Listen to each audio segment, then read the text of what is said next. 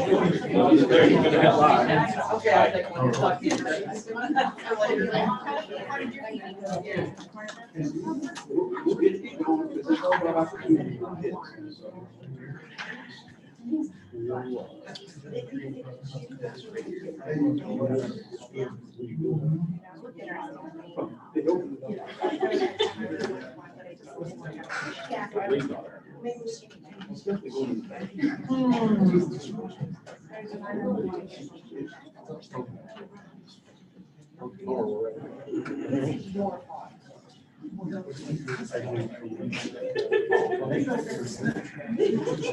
want to welcome everyone to our regular Board of Education meeting on September 14th.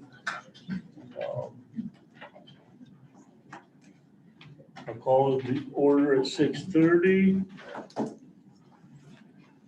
Let's rise and say the pledge, please.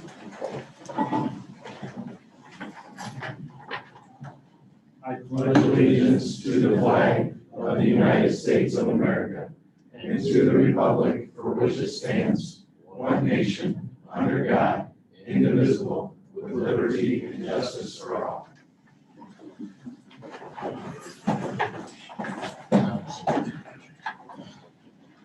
Mr. Hannick, will you call the roll, please?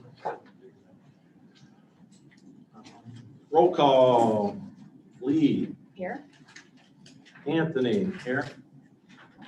Homer. Here. Tim. Here. Shane. Here. Item from school board member, I do want to again thank the Kiston family for the scoreboard donation out on the track football field. It looks extremely nice, better than the pictures actually. So I did want to reiterate the thank you to the Kiston family for that donation.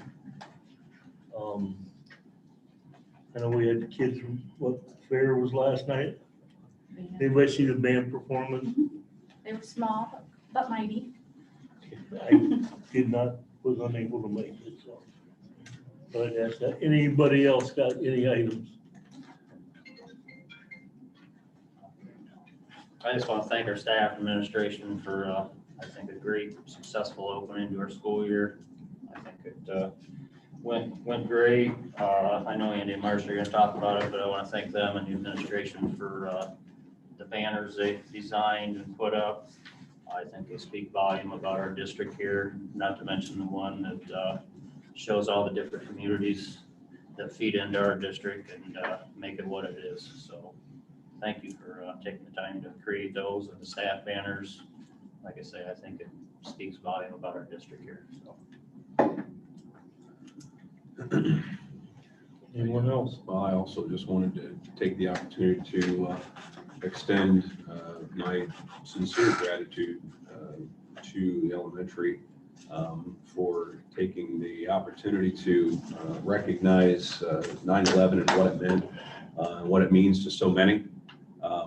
There were a lot of Americans lost their lives that day, and for our youth, elementary kids who weren't even born back then, to have a better understanding of that in our school and our staff, teaching them what this is about and what it means, and to just simply see them up at the public safety building, all holding flags and waving the flag, saying the Pledge of Allegiance, and a great musical performance as well. And then to turn around and present, a check to public safety in this community, just taking the opportunity to recognize those that are in public safety, just to say thank you, and collecting pocket change for 2 weeks. And I don't know if they shook kids down at lunch or what they did. But I tell you what, I mean, to present over $1,700, that's amazing. So I want to thank Mr. Moore and all the other staff that was involved in that.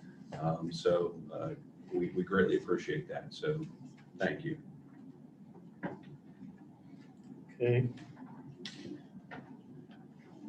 On to guests and public participation.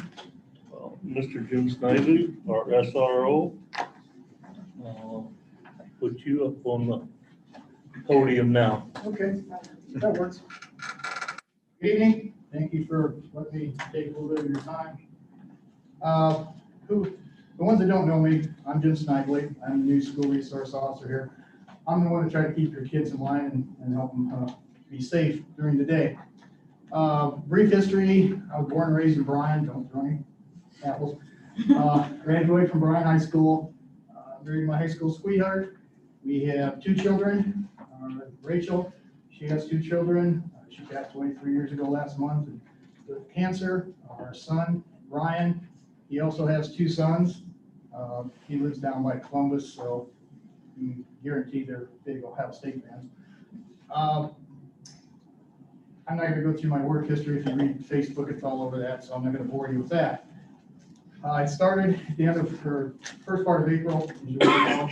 So those last 2 months were kind of, trying to get acclimated to school and what happened. Over the summer, I took several courses to be a school resource officer. I did the basic resource officer training, which was 40 hours.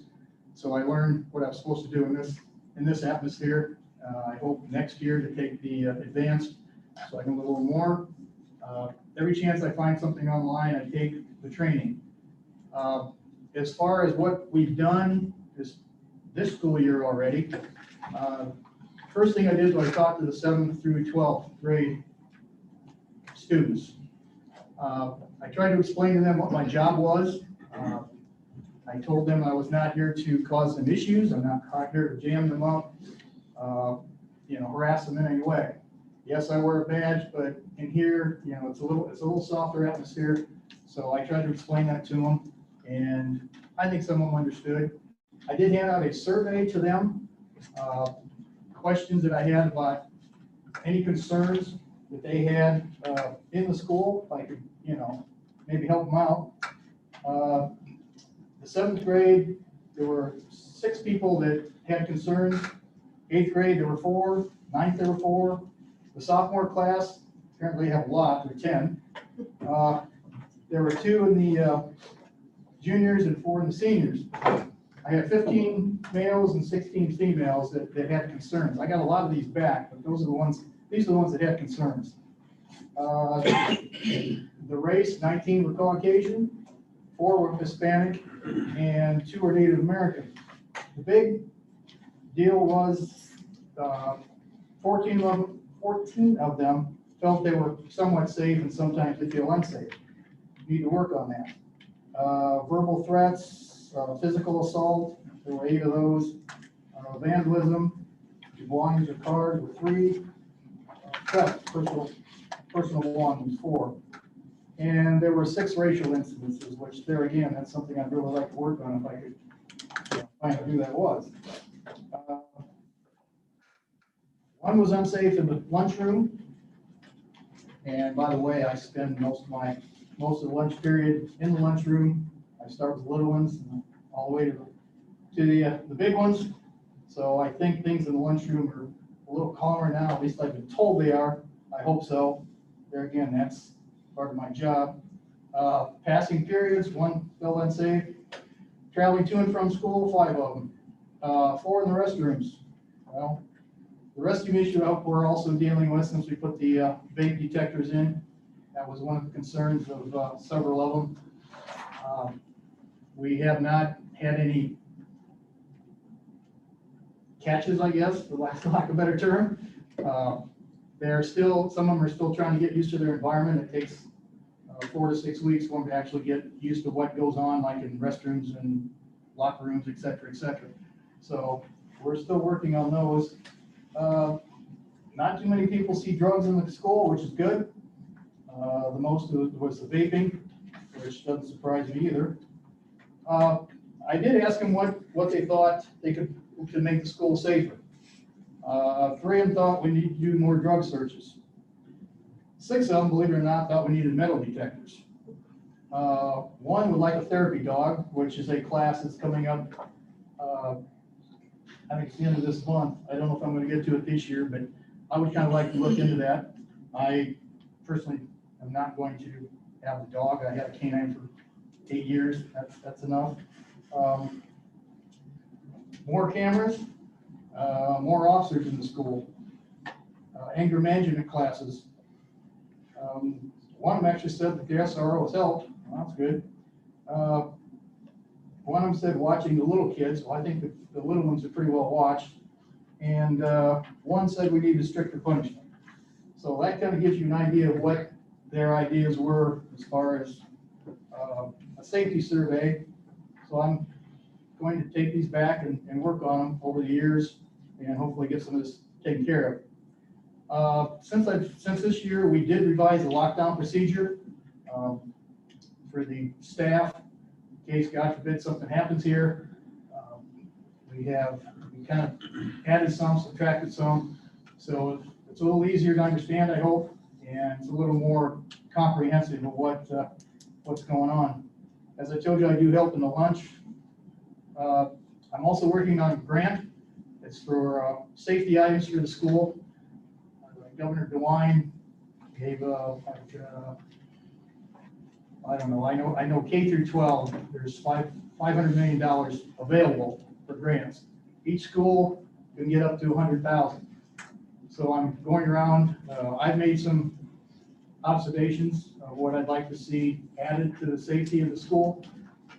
I've asked some of the staff, the administrators, what they would like to see, and then hopefully we can get this all combined and it's due November 1st. So I'm working on that too.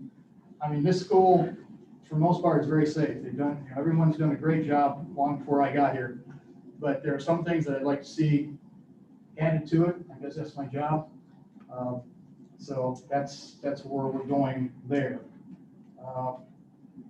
I guess there's any questions? What I do? If you have, I have an open door policy. The door in my office is always open unless I'm out roaming around, which is a lot. The phone numbers, you give me a call. I'm open for suggestions. I like to know what I'm doing right. I also like to know what I'm doing wrong, so I can fix it if that needs to be the case. So I would like to thank Chief Livengood for having faith in this old guy to do this job. I wanted to do it for a long time, and when we were talking back in November of last year, he just happened to mention the opening was there. I said, well, put me on the list. So that worked well. I'd like to thank Mr. Hannick and the staff for supporting me. I've got a lot of support in this school, which is great. It started way back in April, first day I walked in, so that's cool. And the best part of my job is when I go out to the playground and 6 little girls come up and give me a hug, that makes my day. So, I also do spend a lot of time, well, some of you know, I spend a lot of time in the East Lot in the mornings, in the afternoons. I started that 3-4 weeks ago. Just kind of keep the traffic moving, try to keep the kids as safe as possible. We don't need any issues. 99.9% of the parents are great when they go through there. You always have one that's in a hurry and thinking about getting to work on time or something. So we're going to try to eliminate any issues that we have out there. Anything else? Anybody have any questions, comments? Okay, well, thank you. Thank you, Thank Mr. you. Snyder. Mr. Hoops is not here yet. Mr. Myers, Thanks, Homer. thank you. Well, everybody knows that Homer likes update on the football program, so that's what I'm here to do today. Couple of things that I handed out to the board. A board member come to me here a couple of weeks ago and was wondering where the football program is at. Asked if we're, where we're at with it. Are we 8-man, 11-man? Are we having it? What's going on? And most of you guys know I've handed these out quite a bit to our board members when we have football meetings. And this implementation program has been in place here since 2015. And it goes through there. You can hand them down over to Shane and the rest of them here there. And it shows that next year will be our first varsity program going in there. So we've played a JV program for another one this year, and now we're going into varsity next year. They already got one over there, Shane. And another question that kind of arose through our conversation with this, the program was, 8-man, 11-man.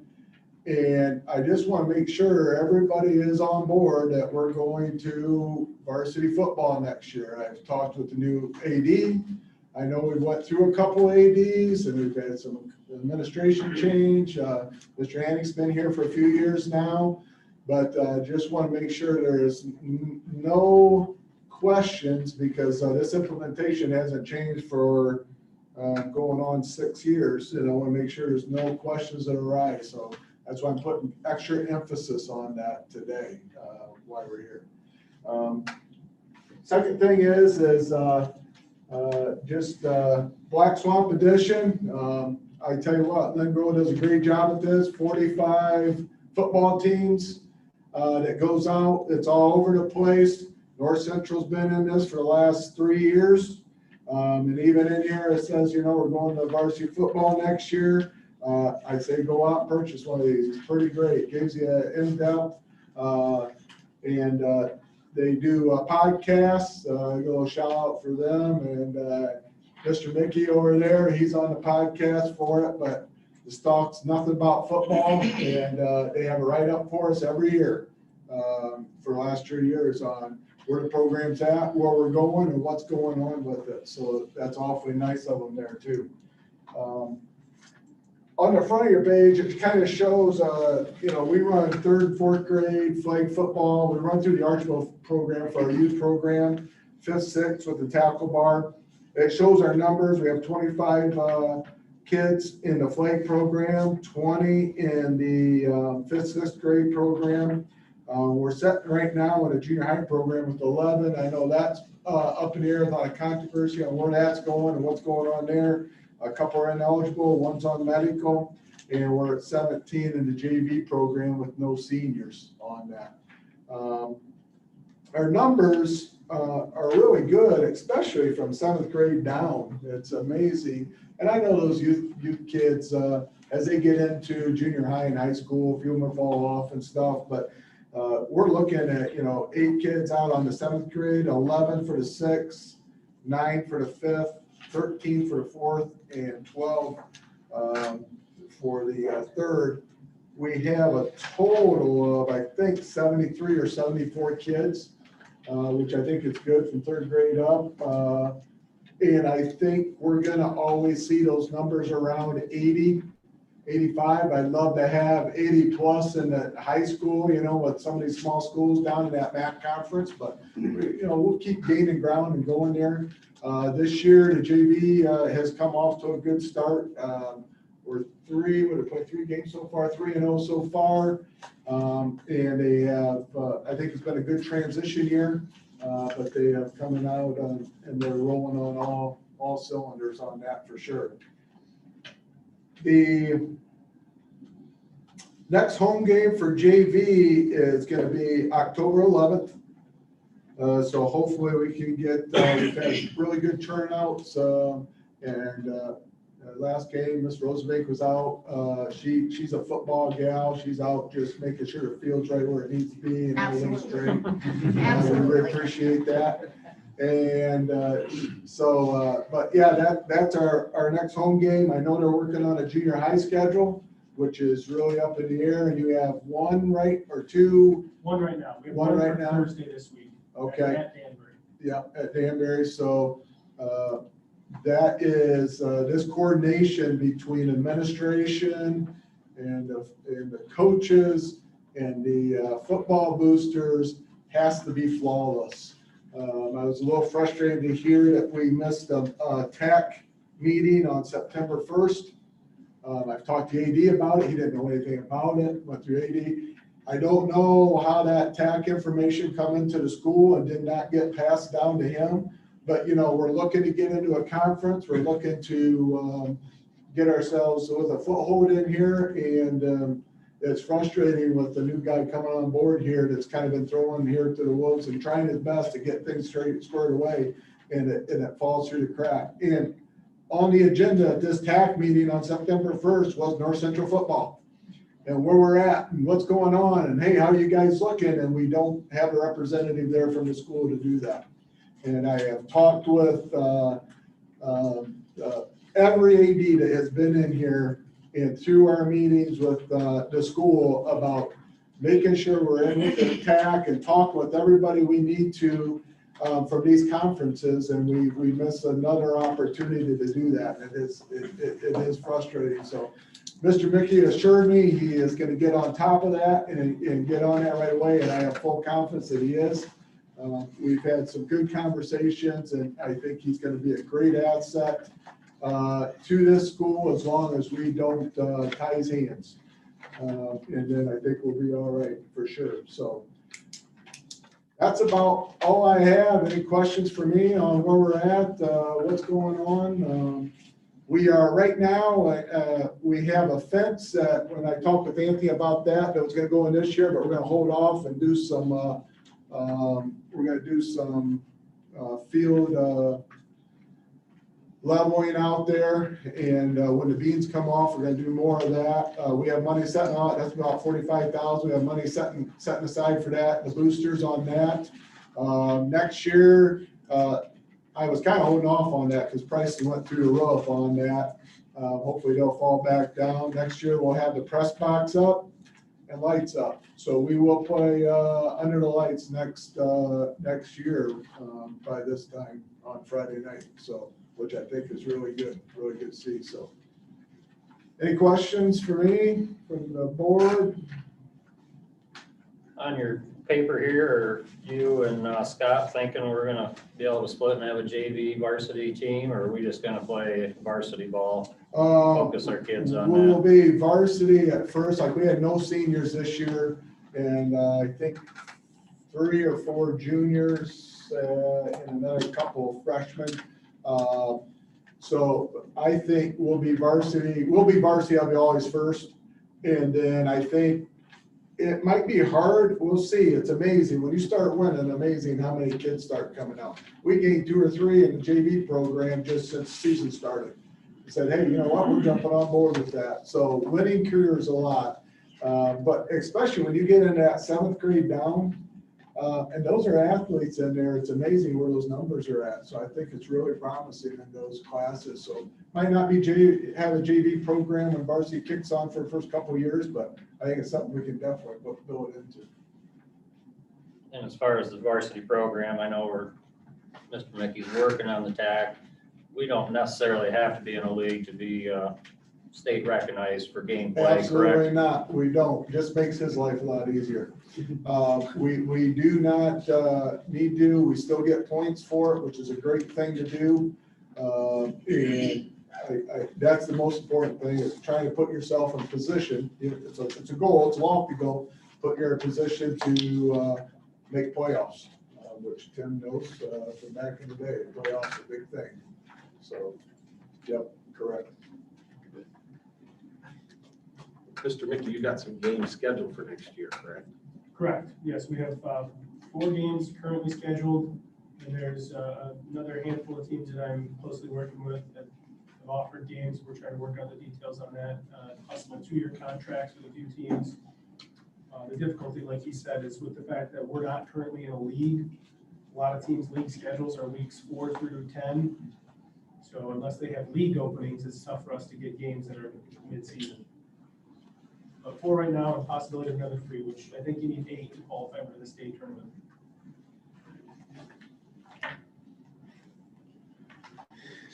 Well, I appreciate the update, Craig, I truly do, because it does give me a better sense of what is happening or getting ready to happen. So I think we all need to hear them things. Can't get to everywhere and everything, so this just kind of keeps everybody abreast and current on what the situation is, and I find that to be very beneficial. How often does TAC have league meetings? Do you know? I do Do you know not. when Would their you know next that, one Tricia? is? I would assume it's similar to our conference. We meet once a month. Once a month. So I'm assuming they probably do something similar. Looking to get all that information. I tried to get contact information from Coach Briggle over at Montpelier, but I believe they're transitioning out of the TAC and he didn't quite have the accurate information. I need to reach out to Tim Wensink, I believe is the athletic director at Middle Christian. That's my next contact. I believe. Not here to point blame, but I just want to emphasize again how crucial it is that from the administration to the board to the AD that we just work to the football boosters in a united effort. So none of this falls in because we're getting to crunch time now for next year to make sure these games are scheduled. Should have been done a year ago. And to make sure these games are scheduled and on the books. And so that's just another reason to just keep everybody abreast of what's going on and how important it is that we stay rolling in the same direction, so. And there again, it's a communication effort by all parties. Yep. You know, football is a North Central athletic program that is in here. And I think Scott Thompson can come in at any time, request to come in and give us an update on the program. I mean, like Homer says, we don't really hear much about football. The AD gives us some updates on scoring and that, and that's about it. But, you know, like you said, we got an agreement, a contract on things you're trying to do and progress with. And I think it's good to come in every couple months and just reflect on it a little bit, give us an update of what's going on and just keep that communication flowing and we can keep the ball rolling on the program. Agreed. All right, thanks, guys. Thank you, sir.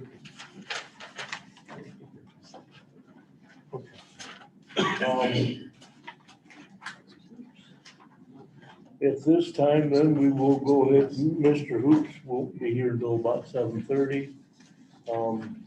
Public participation, 10 minutes. 2 minutes for each person. Please state your name if you wish to speak at the start of your statement. Anyone wish to speak this evening? Yes, ma'am. Hi, my name is Brittany White. I wrote down what I want to say, so I can show you it. I'm sure you're all aware that North Central provides online schooling for all grades in the whole school system, except kindergarten through second grade.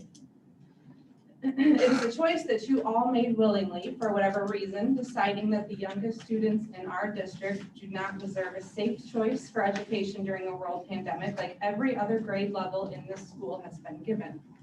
I am asking you to provide this option for North Central's K-2 school children and provide it quickly, especially since it was just announced today that the mandates for a scarcely tested vaccine are being pushed to be imposed on our young children by October. The only innocent ones with no way out are our K-2 students. If it is a monetary issue for not providing the NOVA program for this age group, may I suggest allowing K-2 students the ability to access the Google Classroom format from home without the school negatively marking the child absent from school daily. The child should not be punished because North Central provided online schooling to all age groups but K-2. K-2 students here at North Central deserve education provided to them just like every other child in every other grade level.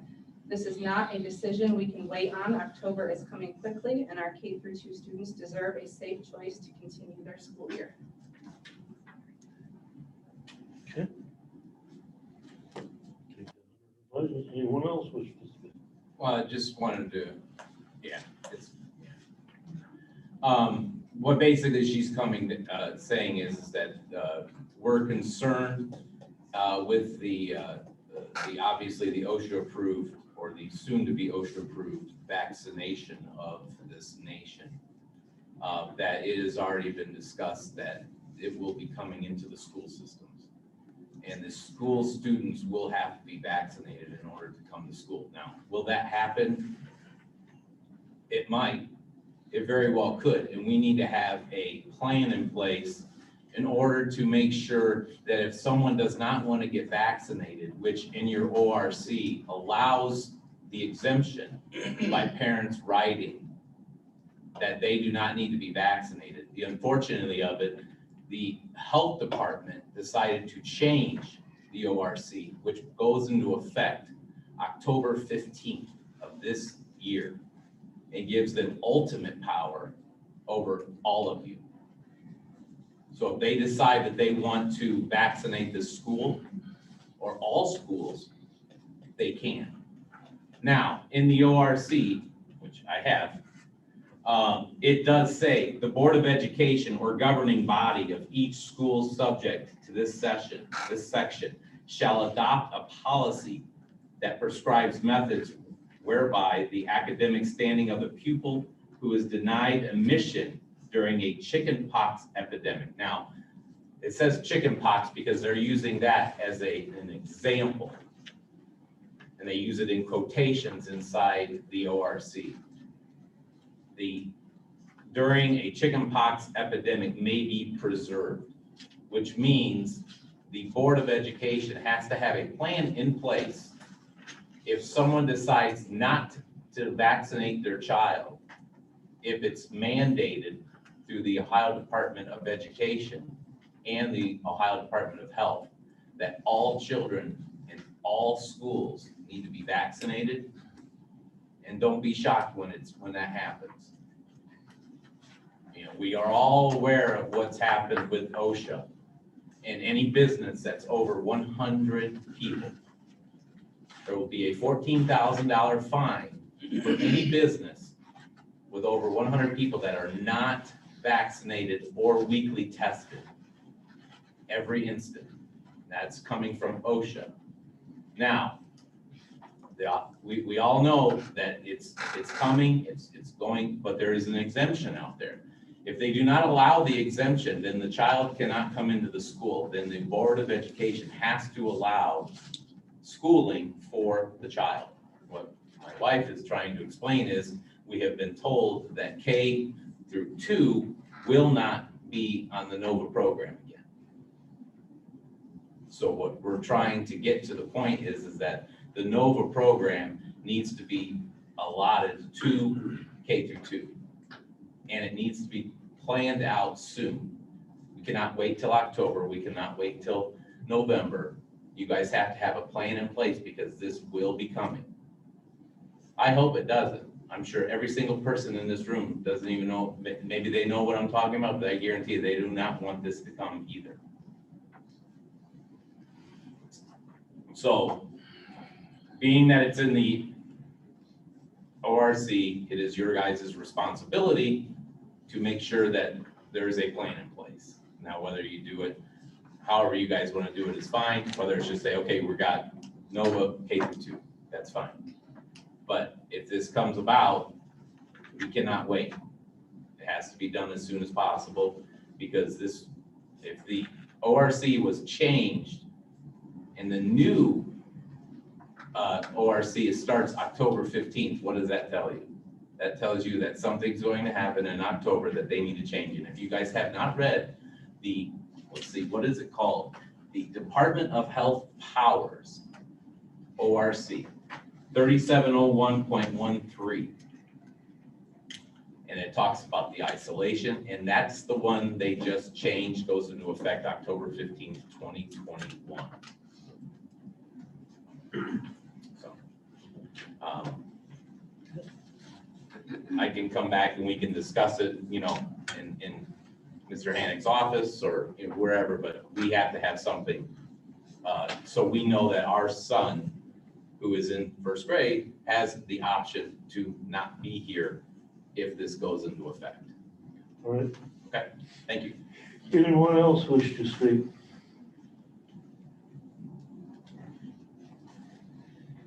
No? Okay. Well, Mr. Hoops still got time.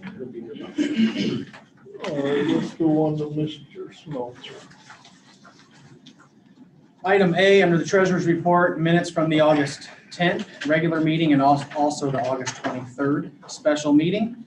Your monthly financial statements and investments from August that are in your packets. And then item C is approving permanent appropriations for certification to the county auditor for fiscal year 22. We do this every September, and so I will need your approval. That was in your packet as well. That is all I had in there for approval for tonight, unless there was questions about any of the individual reports that were in there. Does anyone have any questions before we attempt the motion?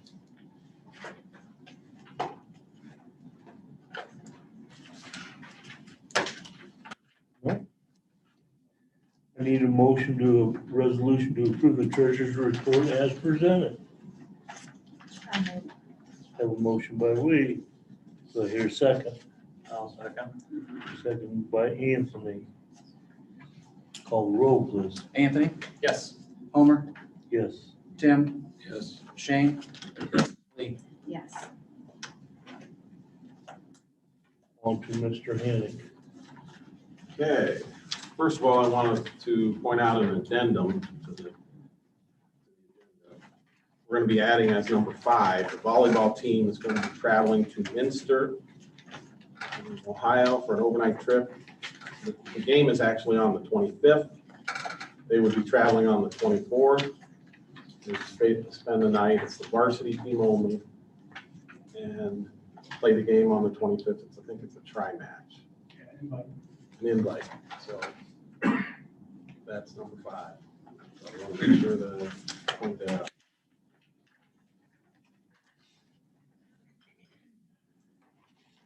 Next, we're going to go through the numbers. Right now, currently, as of September 10th, we were at 593 total at North Central. And we have no NOVA classes up through 6th grade. Nobody's in NOVA. It's only 7 through 12. Is that correct, Mr. Moore? Yep. Just okay.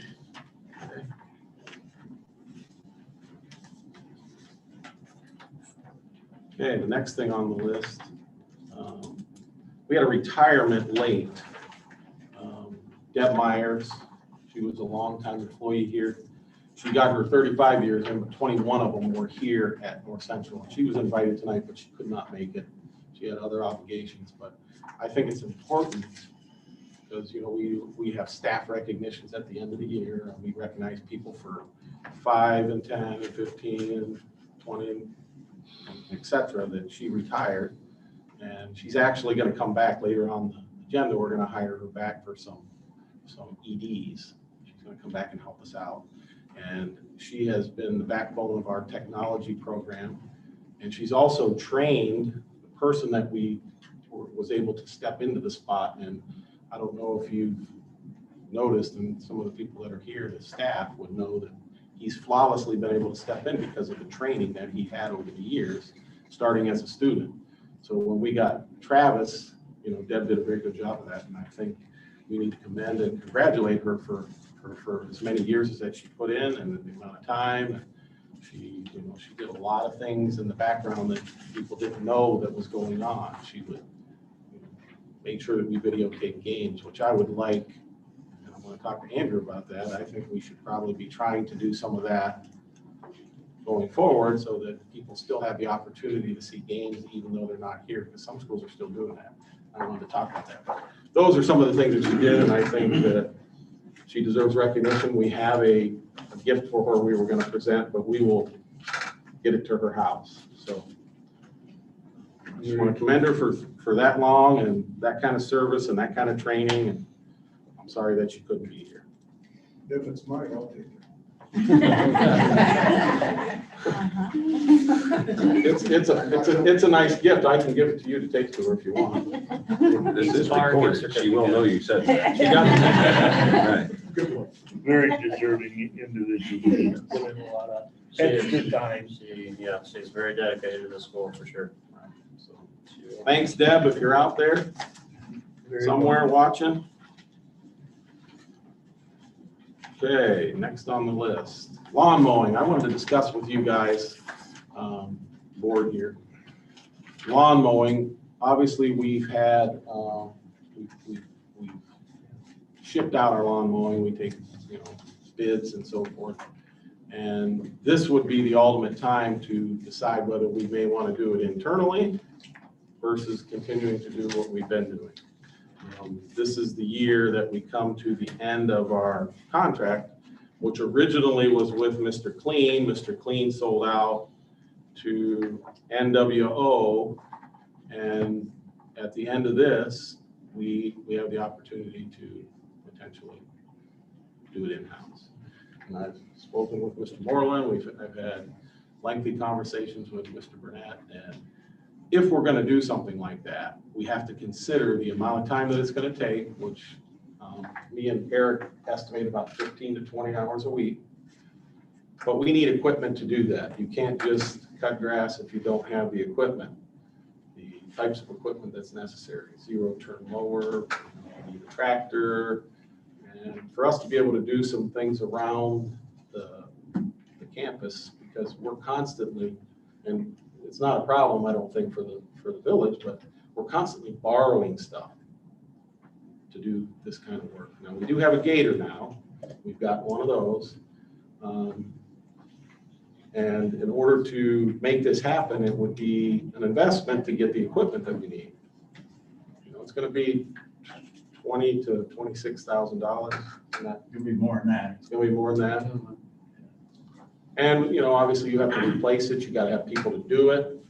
The people that are out there asked to do it need to have the proper equipment to do the job correctly.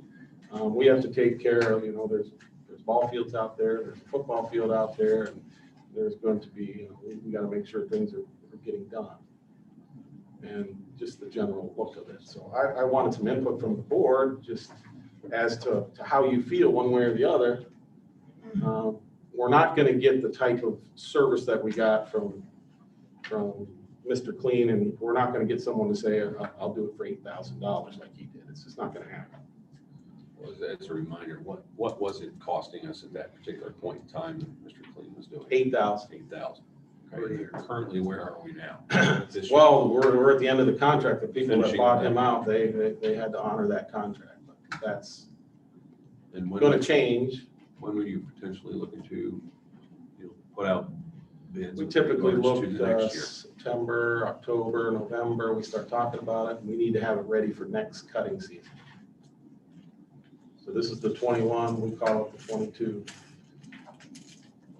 So, you know, I've got some information from John Deere, and just none of the stuff is cheap. It's not a cheap thing to do. It's just, if we're gonna do it, the time to do it is now. And I wanted some input from Mr. Moreland. We talked, and I want his opinion. I want you guys' opinions, whether you have any reservations. Well, I think equipment wise, I think you're gonna get what you paid for, you know, more times than not. I mean, obviously, if it's green and yellow, you're paying a pretty healthy price for John Deere equipment, but you also get what you paid for. But, you know, we start taking a look further than that. We're taking a look at employees to, you know, how are we staffing wise to be able to manage that during the day? Are we looking at the potential for overtime? And if that's the case, you know, Overtime is possible if they can't get to it. Sometimes the weather doesn't cooperate. Sometimes they're busy doing something else. It would be changing what they're doing to do this. You know, I mean, they would have to fit it in. And how, you know, what could that look like? I just think that we're maxed out on our custodial staff. We have 3 full-time employees and 1 half-day employee. In my personal opinion, without overtime, we do not have enough staff to take on the mowing. In the big picture, would it be nice if we could, because then we would have more control on what the grounds looks like, what it don't look like. I mean, you're talking a maintenance department that has a gator. That's all we have. We don't have a pickup, we don't have a tractor, we don't have a lot of things that, if you're gonna take on a project like mowing yards, take care of ball fields, that kind, you need to make sure you have things in place to take care of it. Because I don't wanna fail. what additional equipment are you thinking that's beyond tractors. Well, personally, we have a 1999 tractor to plow snow. That thing's on its last leg. If we got a piece of mowing equipment, we could use it for that. But in my personal opinion, we need 2 mowers. A zero turn and probably another utility vehicle that we could plow snow with, whatever. But with weed whackers, blowers, whatever, material alone just to mow yards is gonna be $50,000 in equipment. And that's at state pricing. Do we have a dump trailer? Do we have a tractor? You know what I'm saying? Where do we want to go with this? How many hours do we want to put into this? First thing is you gotta start. I mean, Correct. we have I know. nothing. You described the tractor we have, so if we're gonna spend $27,000 for another tractor just to plow snow, then you guys better get shovels, because I won't approve it. It's not gonna sit in that garage 7 months, 8 months out of the year and do nothing.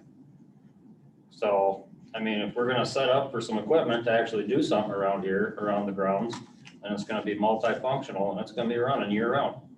You know, we're gonna use a tractor on the ball fields, we're gonna use a tractor to plow snow, we're gonna use the mower to mow grass. You know, we're gonna buy functional equipment to be used anytime throughout the year, winter, summer, it's able to be used, not just set. But my Still do personal nothing. opinion is, Anthony, we need a zero turn. If we're gonna mow the acreage that we have, we need a zero turn mower. Not disagreeing, and we talked about it and we got that planned out.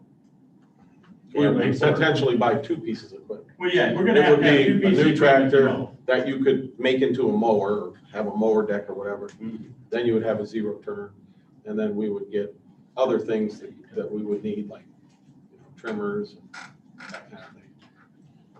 But that would be the start of us getting equipment and things to be able to do stuff. To move mulch, to move dirt, to go down and do something at our facilities. So I just want to make sure and I'm going to think about it, and that's why I brought it to you guys for input, but I'm just thinking now's the time if we're going to do it. If we're not going to do it, I have no problem with, you know, finding someone to cut the grass, because we can get the people that we have it, or we can take a few bids and figure it out that way. But it's not going to get us any more equipment. It's not going to get us any closer to doing any stuff on our own. So What is the driving force? I mean, it doesn't sound like we're gonna be saving any money, not in the first 10 years. it will be difficult to save money in the first 10 years. Driving forces, if we're going to do it, we do it now. If we're not, we're not. And it sounds like we'd have to hire at least 1 full-time. And what do we do with that person the other 6 months out of the year? Those are great questions. I mean, I would hope if we get to hire somebody, we would hire somebody that could drive a bus for sure and do this stuff, because if anybody out there knows anybody that can, you know, help us with bus driver, has a bus license, we would certainly be interested in that person. So, but maybe somebody could cut grass and drive a bus. That would be something, because bus driving is pretty much year round. It's not going to be, It's hard to find. yes, they're very hard to find. That's my concern, is staffing. Right. So based on what you're saying, our current staffing levels, I mean, assume that you've probably sat down with Mr. Hannick and reviewed this, to take a look at, you know, whether there's a regimen with regards to scheduling and what their responsibilities are on a daily basis, and, you know, do we have room? And if so, how much room do we have? My 5 personal hours, opinion 10 is that hours, we do maybe? not have the room to take a staff member off the floor of the school and put them out mowing grass. Most days. Right. Am I saying every day? No. Mhm. Most days, we do not have that staff. That's just my opinion. Now, if the Board of Education wants to tell me that that's what we're gonna do, then that's what we're gonna Right. do. No, I don't- But if we're gonna do it, we're gonna buy the equipment to do it. well, That's what I'm saying. So if we're gonna do it, That we're buying makes the equipment, sense. we're gonna do it right. Right. We're gonna have people have equipment that could possibly get that job done. That's all, that's where it's at. Well, I clearly understand, and even what, Mr. Burnett's saying is that, you know, if we're gonna buy the equipment, we have to use it. He's saying we don't want to spend $27,000 on just Right. that thing. All right, that just And I get that. wouldn't be fiscally responsible, but then we have to take a look at, you know, the responsibilities beyond, you know, just the equipment purchase. You know, we're looking at the maintenance and upkeep and, you know, how often are we gonna rotate this type of stuff out? I know the village does a rotation on our stuff. You know, and that's obviously with backhoes, that's just a, you know, a 2-year program. You know, is there anything similar with this, with the mowers? and Oh, yeah, we would the have to, tractors? we would have to get into some kind of a program where we're replacing things. Absolutely. I guess I'd like, curiosity tells me, I'd like to know, and I would like to have some additional equipment here. But also curiosity makes me want to ask, how much would it cost if we did contract it out again? You know, what kind of numbers are we looking at versus having to pay an additional person and have them on staff or on a part-time basis? My guess is probably between 10 and 12,000. So I mean, it is a fair amount more than what we did, but it's not. Yeah, we're not gonna get that kind of deal. No, and I didn't expect to, but I'm just saying, I'm wondering, you know, if it was 8 before, or were we looking at 16 or more? That's the kind of, because that make, at 16, then maybe it makes it pretty easy to justify paying, hiring somebody here at school. Makes it a lot easier to justify to use that equipment and multi-function it. Maybe we can put it out to bid and see what the bids come in, and then we can figure it out. But you're certainly not gonna hire Kind of do a somebody. comparison. You're certainly not gonna hire somebody for $15,000. No, I mean, you got benefits, I mean, you know, and then you've got a. so you're not salary. gonna hire someone.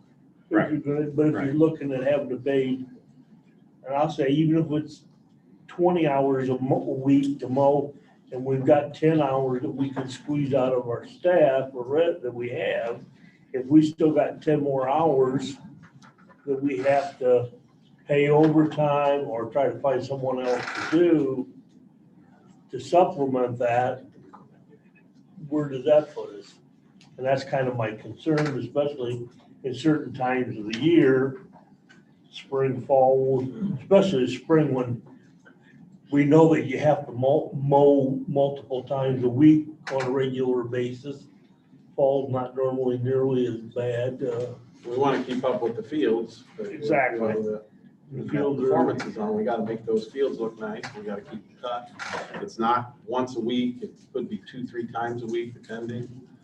And The that's athletic why directors have helped in the past cutting the baseball fields. but that's why I say, softball. you know, I'm curious what it may cost us if we hired it. Not to say that that's what I want to do, but it kind of gives you a basis of what your expense may be, no matter what, so then might make it look better or may not. You just gotta remember one thing, Homer, if you throw a bus driver, that side of it into the equation, that price really changes. Yeah, and I realize that paying, if we have to pay bus driver rate, it's gonna be a little more expensive, but if we can get a dual benefit of having a bus driver available, you know, it might be a hiring point to get somebody else interested in becoming a bus driver. Maybe worth a little bit more, but I don't know that until I can see some numbers. Okay. And, you know, if you want to just talk about the mow and get done with the brass tacks, we can just buy 2 mowers, 0 turns for $26,000 and we're Yes. mowing. Correct. But this is the opportunity to actually get some equipment at the school to actually do something in-house. Not hire it Besides done, mowing. not borrow equipment, just actually do something. I mean, we just got a gator, 3 years ago? I mean, how long's the school gone without a gator? I mean, come on. That was a battle, Yeah, and even that was a struggle to get. so. Equipment's not a bad thing to have. Oh, and I'm not saying it is, it's just, maybe just, have part of the mowing done by outside and start taking over some of it this time around. And then 2 years from now, I mean, we could Go mow the full front scope. grounds and the ball fields and sub out the big fielded areas or something, take bids to mow that. I don't know. I don't either, and that's why I would like to hear some numbers. I just wanted some input. I think the equipment's an excellent idea for I'd like to see us get multi-purpose, some equipment. especially to do maintenance, to do plowing, to help with the mowing. And I get the fact that doing it in-house, we can control the quality and the way our property is finished and looks. I get that we have a lot better control on that. And I would emphasize that in the quoting series or situation in getting bids that we want a quality finish on our property to represent our community appropriately. I just want to make sure everybody understands that we don't have a problem with the past people who've done it or the people who's doing it now have done a wonderful job. I just want to make sure that ain't why we're looking at what we're doing. It's not it. I just want everybody to know that they have done a wonderful job. And they've been very cheap. Contracted, so. So, but I don't think that exists anymore, so if we're gonna do it, now might be the time to do it, but it's gonna cost us up front. That's just where I'm coming from. And then the payoff would be we have equipment to do things that we're not currently doing, or we could, we could have a bucket and pick something up and move it. And Anthony's been good, and the Village Pioneer's been awesome about allowing us to use stuff, but And I understand, but just to the point, that's all. That we- looking for what the cost might be. Right. For just the lawn mowing part, I guess. 2 0 turns is another option, but Right. that doesn't get us any. All you're doing is mowing with them. Right. So, I don't think they do anything with snow, do they? You can. All right. mow it. Put snow blades on. So can we, put the lawn mowing out for bid here soon and do the bids next board meeting? Yeah, we could put an advertisement out in the paper. And see where we're at, and because, I mean, like Eric said, we have to do snow is, they're nursing it just to get the job done. And hopefully we can make Hope it runs. a quick decision and get some equipment and have something before winter so that this one don't die and we're out of it completely. Well, it gives us a measuring stick anyway. All right, all right. Yeah, come on in. It's the northwest corner of the building right in front. Northwest lawn. We just Yeah, well, you gotta keep this TS. Yeah, you gotta go over one more door to the east. Yeah, go on out and get him. I got some people coming out, so. All right, you see anybody?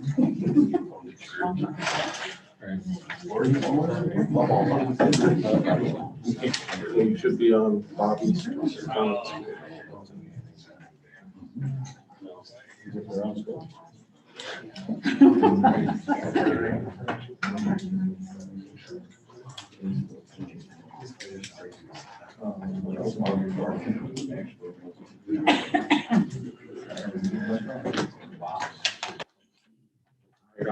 I'll get that bid out.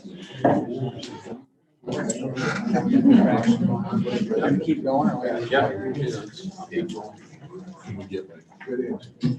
You get the bids, like you were saying, maybe split it.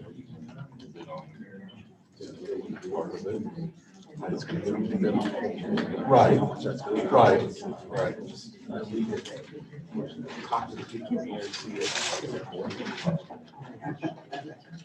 All right, the other thing is, hey, I just gotta cover one more thing and then you're on. I'm just here to listen. All right. I wanted to let you guys know that I have all the bus routes right here. We put them in, Joey gets them into this binder. And we keep them up to date right here, so if anybody wants to see them, They are right here and available.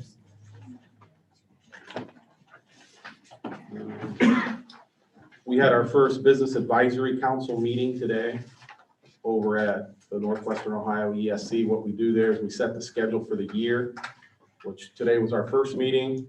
We have one in December, March, and May. And then with the Business Advisory Council, all the schools in the 4-county area are represented. And then we have our plan for this year, some of the changes. Of course, we updated the schedules for this year. We're going to be doing a survey by the end of fiscal year 22, and we're looking at a manufacturing boot camp. Pull together committee to determine feasibility and interest for June 22. Reach out to the governor's liaison in Northwest region. So what we're trying to do is we're trying to tie the schools with the businesses. The economic directors from the 4 counties are there. Today Defiance wasn't there, but the other 3 counties, Henry, Fulton, and Williams were there. And just talking about sort of the same theme. Everybody's looking for workers. They're trying to figure out what our kids can do to get right into jobs. People are knocking on doors because they're short employees. And they pointed out, all the economic directors pointed out, you can drive down any of the main roads in any of the towns and you'll see help wanted signs all over the place. They just don't have the workforce to fill all those jobs. So those are some of the things that we're discussing, and a key component to that could be the students that we have currently in our buildings, getting introduced to jobs. So that's what we did at the Business Advisory Council. We'll remind you that the next regular meeting will be Tuesday, October 19th, 6:30. And we have Jim Hoops in here. He can come back and to give us a legislative update. We have questions about, the critical race theory, where we're at with that. As far as legislation goes, the requirement for everybody to get vaccinated, where that's going to be. So can you give us some insight and to this board, just to see where, you're there in the trenches, what's going on. Yes. Okay. Yeah, no, thank you for the invite tonight and to talk about some of the things that are happening in Columbus. And then also, it looks like there's some interest here. I don't know if it was for me coming or just for other things. So, but I tell you, it's important to be involved with your school district. And I appreciate all of you coming, because I'm sure there's other things out there that you could be doing. And I also want to thank the board too for being board members, because it's not easy. And in this day and age, with some of the things I'm going to talk about, it's been challenging, and also for the superintendent too. So, because the bottom line is what's best for the kids, for the students here, and we all want to make sure that they succeed and stay around here. As was just mentioned, there's a lot of help wanted signs up, and I think Northwest Ohio is a place where people are going to want to go. One of the reasons is because of the location. Another reason is because of water, and I know that's an issue too. I learned more when I first became a state legislator. I learned more about an aquifer than I ever did before. And, but yet it's an important resource for this area and for Northwest Ohio, because we have the Great Lakes, and what's happening in other parts of the country is their water tables are going down, and they're going to be zeroing in, I feel, on this area, and we need to make sure it's protected, but at the same time, use it to our advantage too. So some of the things that are happening in Columbus right now, I guess I'm more on a district type timetable, because right now we're not in session, nor are we in committee. Although the health committee did meet about, 2 weeks ago, because of the House Bill 248. There seems to be a lot of interest. In fact, I saw a couple signs up on some of the cars, about 248. We can talk about that. And what I think about the bill, And then the other issues, so that committee did meet, but we'll start in again probably next week, with our committees and with our sessions. I chair the Public Utilities Committee, and so we're dealing with energy. There's some issues there that we're looking at. House Bill 6, I don't know if you're familiar with that. It's with First Energy, where all the money, $60 million kind of went somewhere, and we're still trying to figure that out. Because of that issue, I mean, it's a maze, because it came from First Energy to supposedly an individual who's now indicted, and we removed him from not only being the speaker, but also from the House. And the first time in over 100 years that we removed somebody. I mean, that's not the intent to go down there is to remove people, but we felt we lost the trust in him, and we felt for the integrity of the House that he needed to be removed, and we removed him. And because of those issues, now he's under federal investigation, and we'll see where that goes. Some of the bills, I know the CRT is an issue out there. What I can say there are 2 bills that have been introduced in the Education Committee. It's still in committee. Basically what those bills would do is to make sure that courses aren't taught, to attack individuals or groups. And I think that's one of the things. I mean, I'm still trying to understand what the CRT, what the critical race theory is all about. You get different viewpoints on it. If it is a subject where you're starting to attack and you're trying to change the history of our country on what it was founded on, and all those things, I have some concerns with that. But I also understand that we need to make sure that we teach our future leaders the history about our country. Just to give you an example, they tried to tear down the statue of Columbus on the State House last year. And because of the things that they knew Columbus had done, the main thing is he founded America or discovered America. But he also supposedly did some other things. And we're all human. I think the only perfect person that ever lived here on earth was he's now up in heaven, and someday we're going to see him again. At least that's what I believe. But he did some things that, probably weren't good to other people, to other nationalities. And so what I suggested is we need to put something on not tear down the statue, but yet put something on a plaque and say, hey, he discovered America. He did a lot of great things, but then there was some things there that maybe were questionable. And so we can teach, again, it's a teaching moment for our kids and for our students and for our future leaders. And there's other things out there that probably can be taught, but we need to make sure that we teach, the history of when we were founded. I believe our country was founded, in 1776, when the Constitution or the Declaration of Independence, and it began from there. But there were a lot of things that happened before that too. And I love history, and you learn something new every day. And so, but that bill is currently in the Education Committee, and being debated right now, and will be debated once we get back into session. So that's kind of where that one is at. I don't know, does anybody have any questions on that one before I move on? Yeah. Yes, sir. Isn't it true though that with the that CRT bill, which we were all looking forward to, but obviously as a committee, and I don't want to say stalled, but that's where it sits. Well, you got to remember in committee, there's a process where the bills go through. Sure. And you want to make sure that it gets a lot of, debate. You have your proponent, you have your opponent.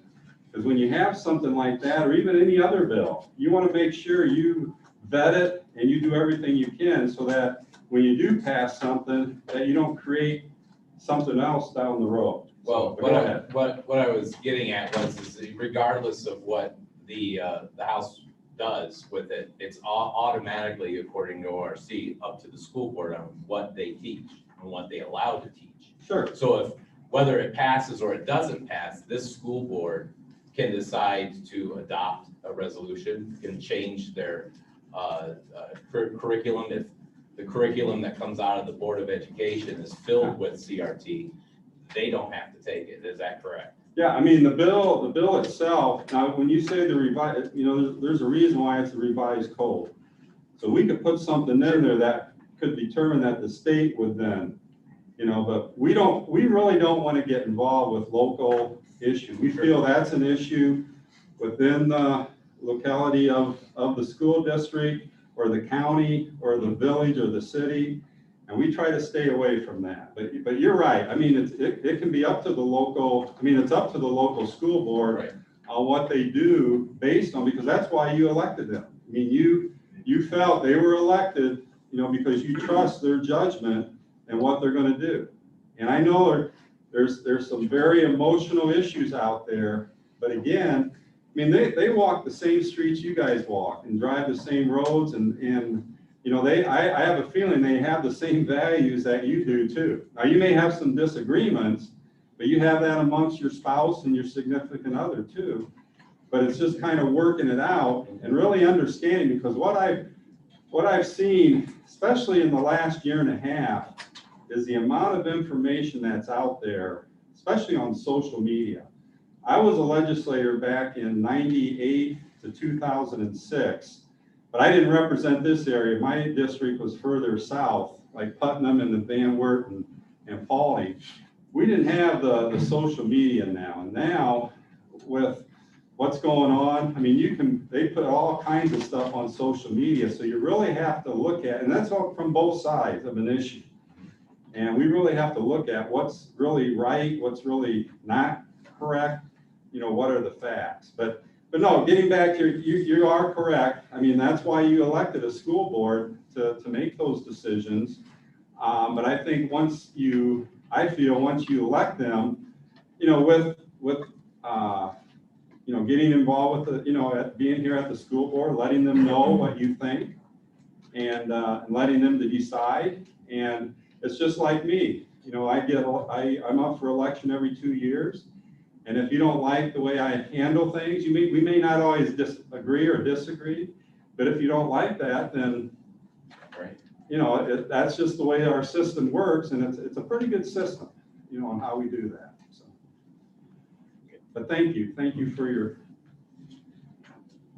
Well, if there's any questions on that, that's kind of where it's at right now as far as, you know, with the CRT. Another issue that's out there is House Bill 248, the vaccine issue. My feeling is I won't support, you know, getting a mandated vaccine, which that's what that bill does. But I do have some concerns with the bill. My concerns is that it gets into the other vaccines that we basically worked out over the years. And I really have some concerns with that. The bill also deals with starting to tell your mom and pop businesses, your other businesses, on what they can and cannot do. And I have some concerns on that. I mean, it's just not my philosophy to start telling, you know, businesses and organizations locally what they can and cannot do. And to give you an example, I think what really hurt this bill, House Bill 248, was about 2 months ago. Because they've had over thousands of hours of hearings. I mean, you can get on the Ohio channel and you can watch. You know, if you're bored with something, you know, I encourage you to get on there and just listen to all the proponent and the opponent, because there are opponents to the bill. You have the chamber, you have the Ohio manufacturing. And it's because of that one issue of starting to tell businesses what to do. But there was one testimony, and it was a testimony by a doctor, and the chairman of the committee said to the sponsor of the bill, I would recommend that you do not allow that person to testify. And the sponsor said, well, I'm going to allow that person to testify, and I want her to testify. Well, when she got up, she started talking about that if you got the vaccine, you became magnetic, and that you could start feeling from other people because you became magnetized. You know, the 5G, the networking and all that, that messages could be between people. And I can tell you that bill just went, because of her testimony, it hurt the bill. And that's, you know, and then the sponsor got upset and the chairman said, I told you so. And now it's just kind of sitting there, but they're still going to have some testimony on it. And they will continue to have some testimony on it, because we do need something. You know, as far as like I said, the mandating, but there's other things in there that I have concerns about. And I can tell you, with everything going on, and because one of the things we tried to do, and I think the governor has realized this, is that a lot of things have been pushed down to the local level. And so people are going, wait a minute, what if we don't like what they're doing locally? Well, then that's why you're seeing some of the things happen, because before the governor would just put mandates on. Well, we passed Senate Bill 22 earlier this year that basically took away that authority without us getting involved. And so that's what happened there. But again, it's put a challenge with the schools, you know, masks, vaccinations, you know, do you wear a mask, do you not? And then you have to, if a student gets it, you know, depending on where they were located, you know, I mean, quarantine, I mean, and I really don't have any good answers for you on that. I mean, it's just something we're trying to work through too.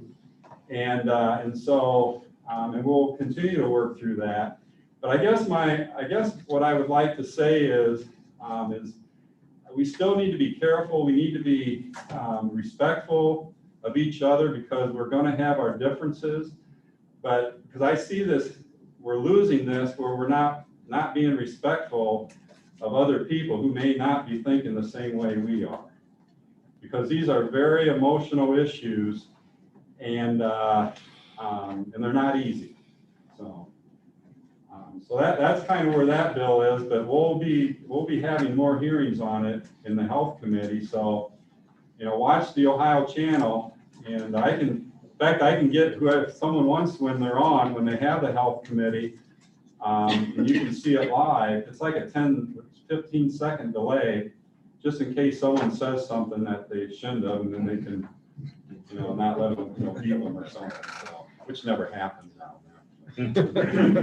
So that's kind of what I wanted to share. And then if you guys have any other questions on anything else, I mean, we did pass a budget this year that, you know, looking at the school funding to make it simpler. But we'll see how that goes, because it relies on each budget in the future on whether or not we put the funding in to do that. We put the skeleton together, now it's putting the funding in on it. So, but I think I mean, I think there's a lot of good things. We just need people. And because the jobs are out there, there's housing is another issue I know up in this area that we're trying to figure out what to do there. And so I think there's some great opportunities there, you know, for this school district and other school districts in Williams County and surrounding area. So, yes. So in regards to the health stuff, the COVID stuff, the quarantine stuff, there's not state mandates at this time? Correct. But is it the local health department or the local school that has the power to make decisions? They can, right. The school or the health department? Like, is the health department in charge of making the school decisions, or is the school allowed to make their own decisions? I think working with the health department, I think they can make a decision. Is that how you We see work it? with the local health. Yeah. But the big Right. issue is what you talked about, with the masks and no masks, and Right. 3 feet apart and not 3 feet apart. So who does the buck stop with? Does it stop with the health department, or does it stop with the school? Like, does the school have to do what the health department recommends? Or does the school have the power to say, thank you for the recommendation, but we're gonna go a different route? I'm sure if they wanted to be both, they could go. get I'm not sure on that one. I think, because you're gonna get, like, for instance, not to, get away from your question, but like, for instance, when the president said that all these companies, 100 employers or more, have to get the vaccine, well, there's gonna be lawsuits galore Right. on that.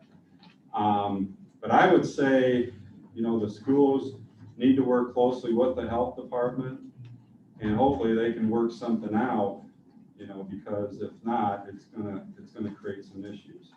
And one of the things I know the school districts here, because I even told the governor and the lieutenant governor last year, is you had all these school districts who stayed in school, the teachers continued to teach, even without the vaccine. And then they got the vaccine, or not all, I don't think all of them did, but most of them did, and they continue to teach. Where you had some districts who never went into the schools, and then even after they got the vaccine, they didn't go to school. They still did it virtually. And I don't think any of these individuals here want to see the schools shut down. So that's one of the issues that we're trying to figure out with the quarantine. Because right now, there's schools I know that have, 100 people quarantined, and maybe only 15 or less actually have the COVID. Right. And that's creating some problems. So right now, it's not a law for the school to obey by the health department's rules. I thought the health department could only step in and go above the school if we were under a state of emergency. I thought that's how it went. That might be I'd have to look at that to see I'm not being an attorney, I'd have to look to see. Unless you can clear that up. Oh, we like the Warren County model that's going on. I mean, we looked at that, where, we talked about it anyways. And that's where, obviously the people that are positive, that you get reported to you that are positive, you have to look at the other people that they're in close contact with, because those parents and students have the right to know that they've been exposed. It's not, you can't just pretend like it didn't happen. Mm-hmm. And especially if you don't have a mask on, and especially if you're not 3 feet apart. So, you're talking about the rights of all kinds of people and what's the right thing to do, what's the wrong thing to do. But there is other models out there, and that one in Warren County where potentially the people that don't have symptoms, potentially that were exposed, could come back to school if they wear a mask. So then you're actually telling them they got to wear a mask. You give them a choice. You can wear a mask. You can do the traditional quarantine. There's different steps in that. Mm-hmm. I guess. There's different. I think that would be a good middle ground for that. But to be clear, right, the health department gives mandates and then they give recommendations. The right? health department tells us who's positive.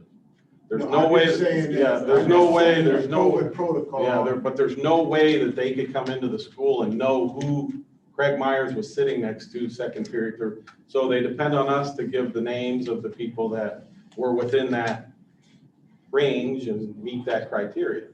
That's how that happens, and they do the quarantining.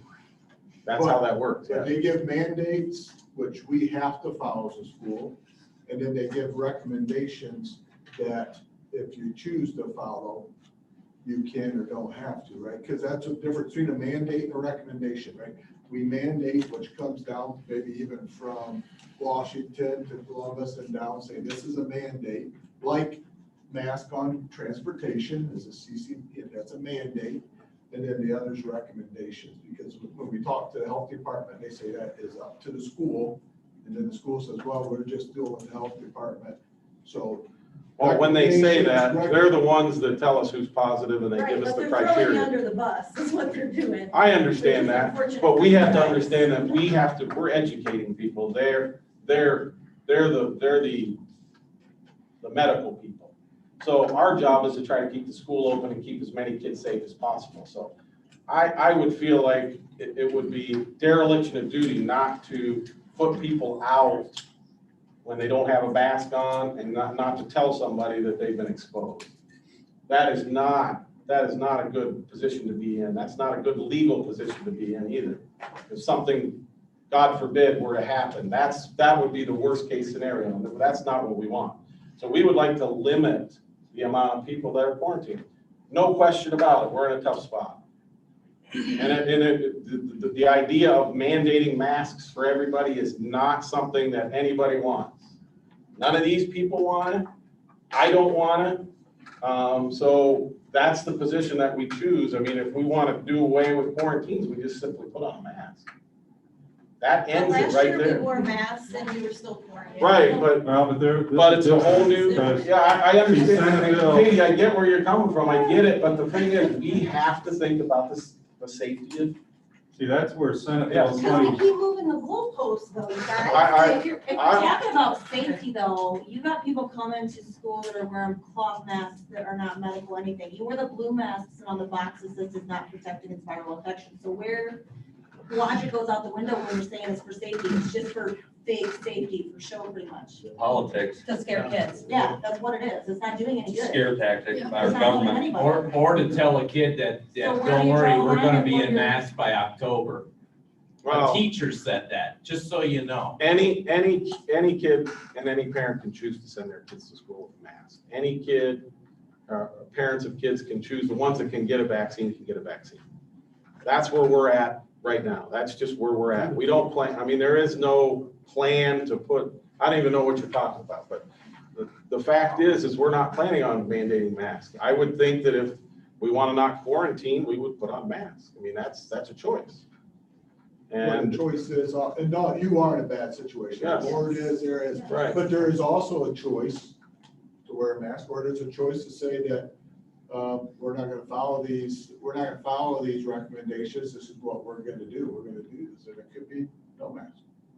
It could be, if the mandates is what has to be followed, just like you said, it's a choice for the board to do that. And I know you're in a bad situation, but. I appreciate you recognizing But it is, there is a difference between the recommendations and the mandates. I mean, one of the bigger issues that I'm hearing out there is when there's a child who has COVID and the parents demand that they still go to school. And that has happened and the health department mandated, Correct. But legally I'm, mandated, they stay home. but I'm just saying, not in this district, but in another district, that has occurred. Right. And, But we're talking healthy kids. We're Yeah, not like talking- contact tracing, for instance, a lot of our kids have got sent home for contact tracing. Not that, as, I know that's a different issue, but do right? our kids have to right to go to school?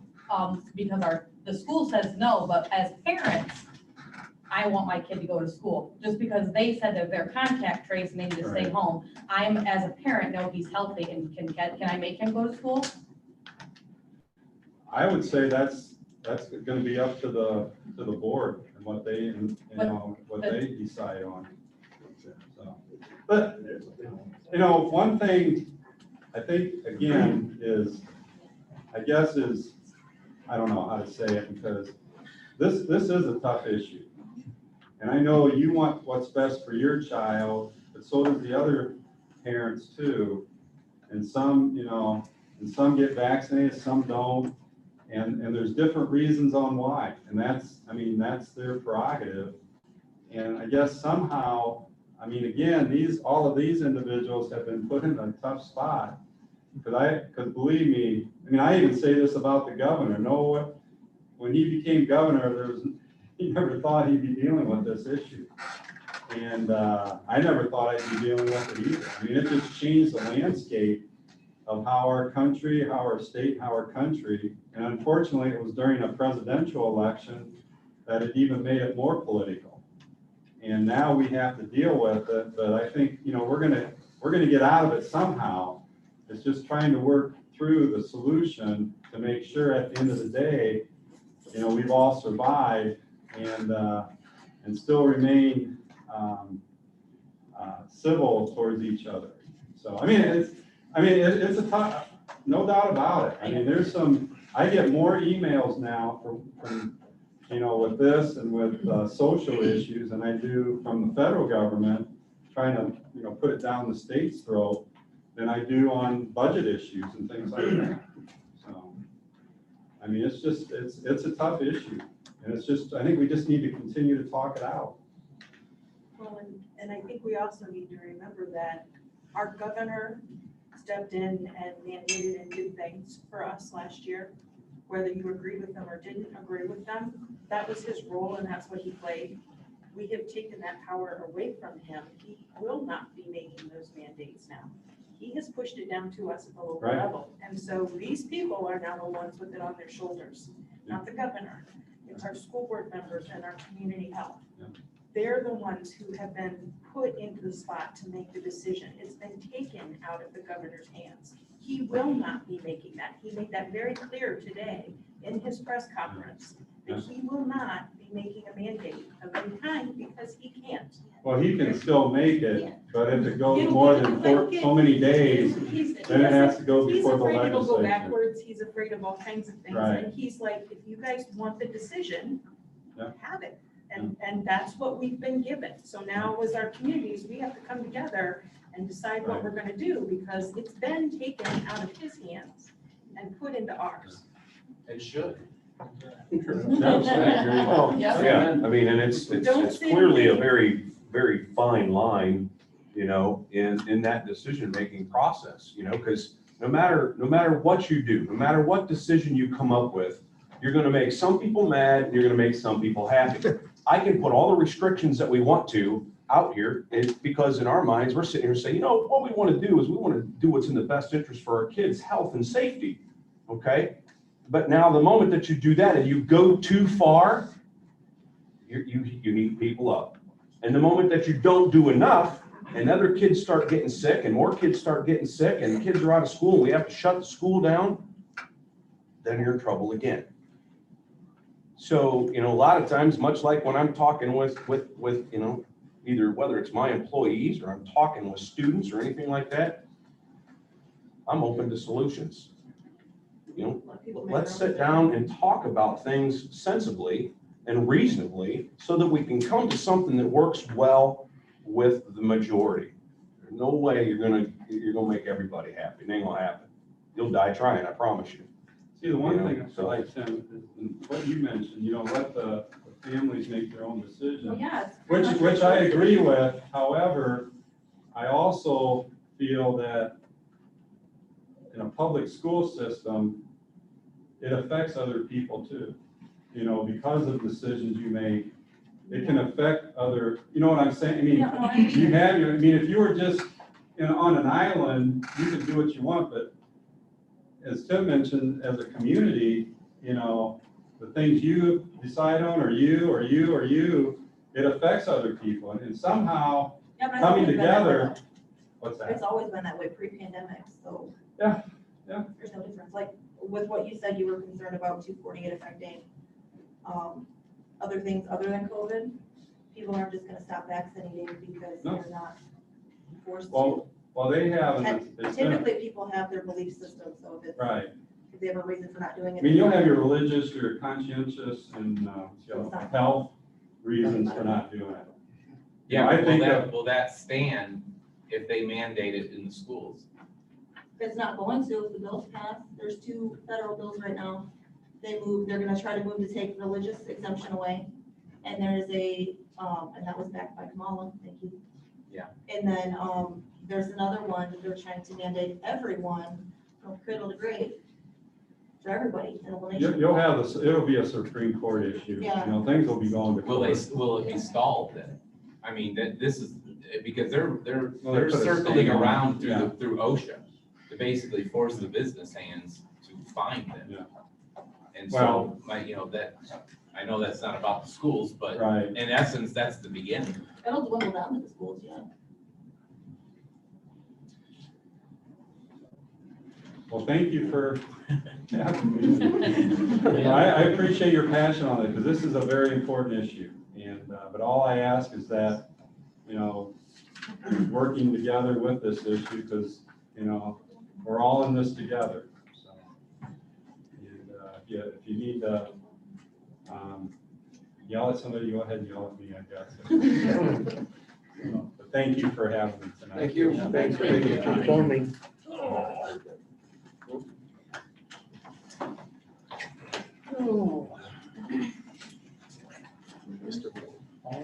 Mr. Moore. Okay, good evening, everyone. A few updates from the elementary. First of all, we're off and running to a great start of the school year. And like I mentioned at the last meeting, it's always great to see the kids. And my favorite day at school is always the first day. Seeing them back from summer and what they've been up to and how they grow and change is just neat. I just enjoy seeing them on that first day. And we're off to a great start. I mentioned it all in August as well with regards to Milwaukee will be providing tech time for littles in our kindergarten, first grade, second grade, third grade classrooms, just some additional tech supports for our students to get that enrichment through technology and also to help with the teachers as well with that opportunity. And they were in last week with our second, third, and fourth grades. I sat in on a couple lessons, and I think it's going to be a great thing. The program is going to be about 7 to 8 weeks. Working with those teachers and classrooms. So again, I think it's gonna be a great thing to get more technology back to the kids. Staying with the computer and academic theme, I know these first couple weeks are rough with Labor Day and Fair Day and so on and so forth, but we get after it from a teaching standpoint. We have some kindergarten readiness assessments that we do. We do some progress monitoring through iReady, and those things help us with regards to title reading programs, reading improvement plans, also just with their lesson development with the teachers. So we've gone through those steps and we'll repeat those again, especially iReady right before Christmas time to see where the kids are at. Like Anthony mentioned, hopefully everybody's seen the banners out by Mrs. Beck's door, I call it, but my goal there was to get something to advertise and promote the school and who we are, but also the community and to come together as one. And Eric and I were talking about it at the start of the summer. And I put some things together and met with Lori Moore, and she's very creative. So we put those banners up, and I want to thank Eric and his team. I think he got them up right around open house night, that type of thing. So they've been up now a month or so. But I think they look great, showcases who we are, and also brings the community together as one as well. Each one of the teachers was given this. I've been working on this with Julie Page and Becky Renford, but each one of the teachers was given this elementary calendar. It goes month by month of what we're going to be doing. It doesn't have everything, but it has our assemblies, it has our academic awards, it has our testing windows. I mean, I just, it's so important to communicate. Hopefully I do a good job with that. And also then it goes from me to these guys. And the teachers got to say to the kids, hey guys, we got testing coming up, we have gifted testing coming up, we have all these windows to accomplish. So again, Lori helped me design this, but I'll pass one around to Tara if you want to take a look and move it around. It's all the teachers have them in their classrooms. And also I have a 3x5 posted outside of the concession stand right there on the walls. You come into ball games to take a look what's going on in the elementary and also in the office. And finally, like Tim mentioned, with regards to Patriot Day and 9/11, that was 20 years ago when I started in education. A day I'll never forget, and I'm sure all of you guys will never forget. Like Tim said, the kids weren't even born around by then, obviously. But I thought it was important that we get back to and remember those folks that passed away on 9/11, 2001, and what all they did for our country, and we can't forget them. And so I challenged the kids with students a little fundraiser. Like, we have our own people here. We have our own heroes here. Our firemen, our police officers, and when the fire department comes, they talk about, guys, the first thing you need to do is get safe, get out of the house. But they did the opposite in New York City, obviously. They went into that house, and the house went down. And they lost hundreds of firemen, hundreds of EMTs, so on and so forth. So it was a great day. It was a great day. You know, I don't want to shut down the school year for me and these guys as staff, but it was a highlight. You know, 2 weeks into the school year, we got 300 plus kids marching down the street, and Tim's leading with a police car, and we got a fire truck, and we get to the fire hall, and like you said, sing a song and whatnot. And yeah, it was awesome. I thought it was a very good day. So I appreciate the staff buying into it. And we did generate, you know, $1,740. And that was quite an accomplishment by the kids and giving back to our first responders, fire and police, and Couple and Pioneer here. And Mrs. Stewart's class, you know, had a little challenge. Hey, the class that generates the most money, we're gonna have a little pizza party, that type of thing. So Mrs. Stewart's class generated $162. So it was nice. So anything else for me? Questions? Anyone? Okay, Are we planning on doing the Veterans Day program again this year? yes, yeah. We talked, Ms. Gillespie and I wanted her to work on some things, so yeah, definitely, we want to do that. That's a highlight here, bringing all the kids in the gymnasium, in their colored shirts and red, white, and blue, and singing songs, so yeah, that's definitely on the agenda. And not only that one, but she's working on some, I think there might be on the calendar, some other musical type things. We usually have a Christmas one for the younger kids and the older kids in May, so yeah, but we're moving forward, go ahead. Thanks. Mrs. Roseman. Thank you. The band participated last night in the parade of bands. That's what I call it. I don't know what the real name is. Great job. It's like Lee said, small but mighty, and it's getting there. Junior high band is 40 some.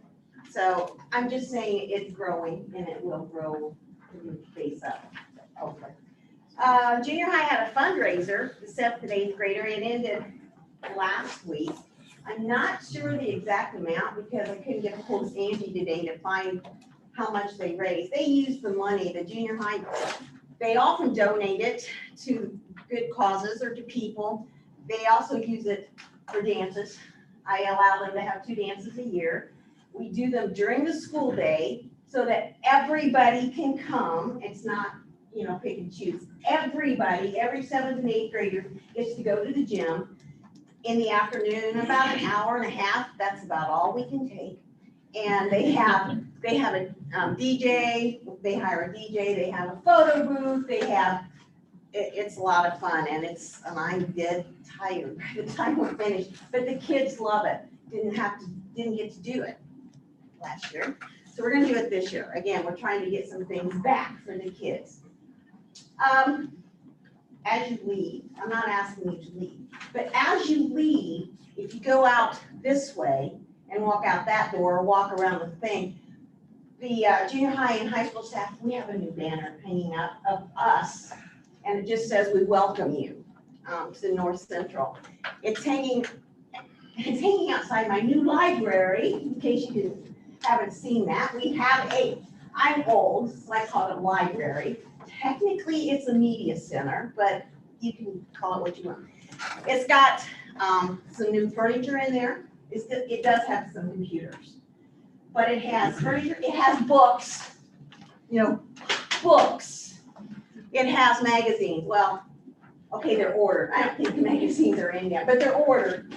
It's an actual media center. It has some easy chairs for the kids to sit in, to come in and relax a little bit. I'm pretty excited about it. The kids are excited about it. It's already being used. So I think that's a really positive thing. But our banner is right outside that door across from the office. Justin's, if you can believe it already, has been here and taken orders for freshman rings, just blows my mind, and senior announcements. So that's done. That was in last week, I believe. So the year is escalating, it's going faster and faster and faster, it seems. Bus evacuations, those are always so much fun. And I am being sarcastic. But they were successful because Eric has it so organized that the kids are out of class 15, maybe 20 minutes by the time they get out there, get on the bus, learn what they're supposed to do, get them to listen, and then get off the bus. Maybe 15 or 20 minutes. It doesn't take long, and he's got it so well organized that it goes just like clockwork.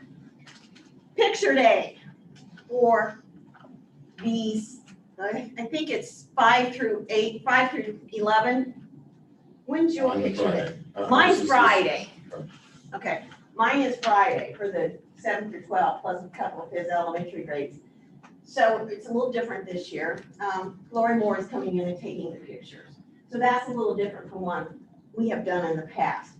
I think it'll be really good. And then we'll have a special day set up sometime in October, I believe, where just seniors will come in and they'll have a chance to do a little bit nicer senior portrait type of thing like we would normally do at graduation, but we're going to do it ahead of time.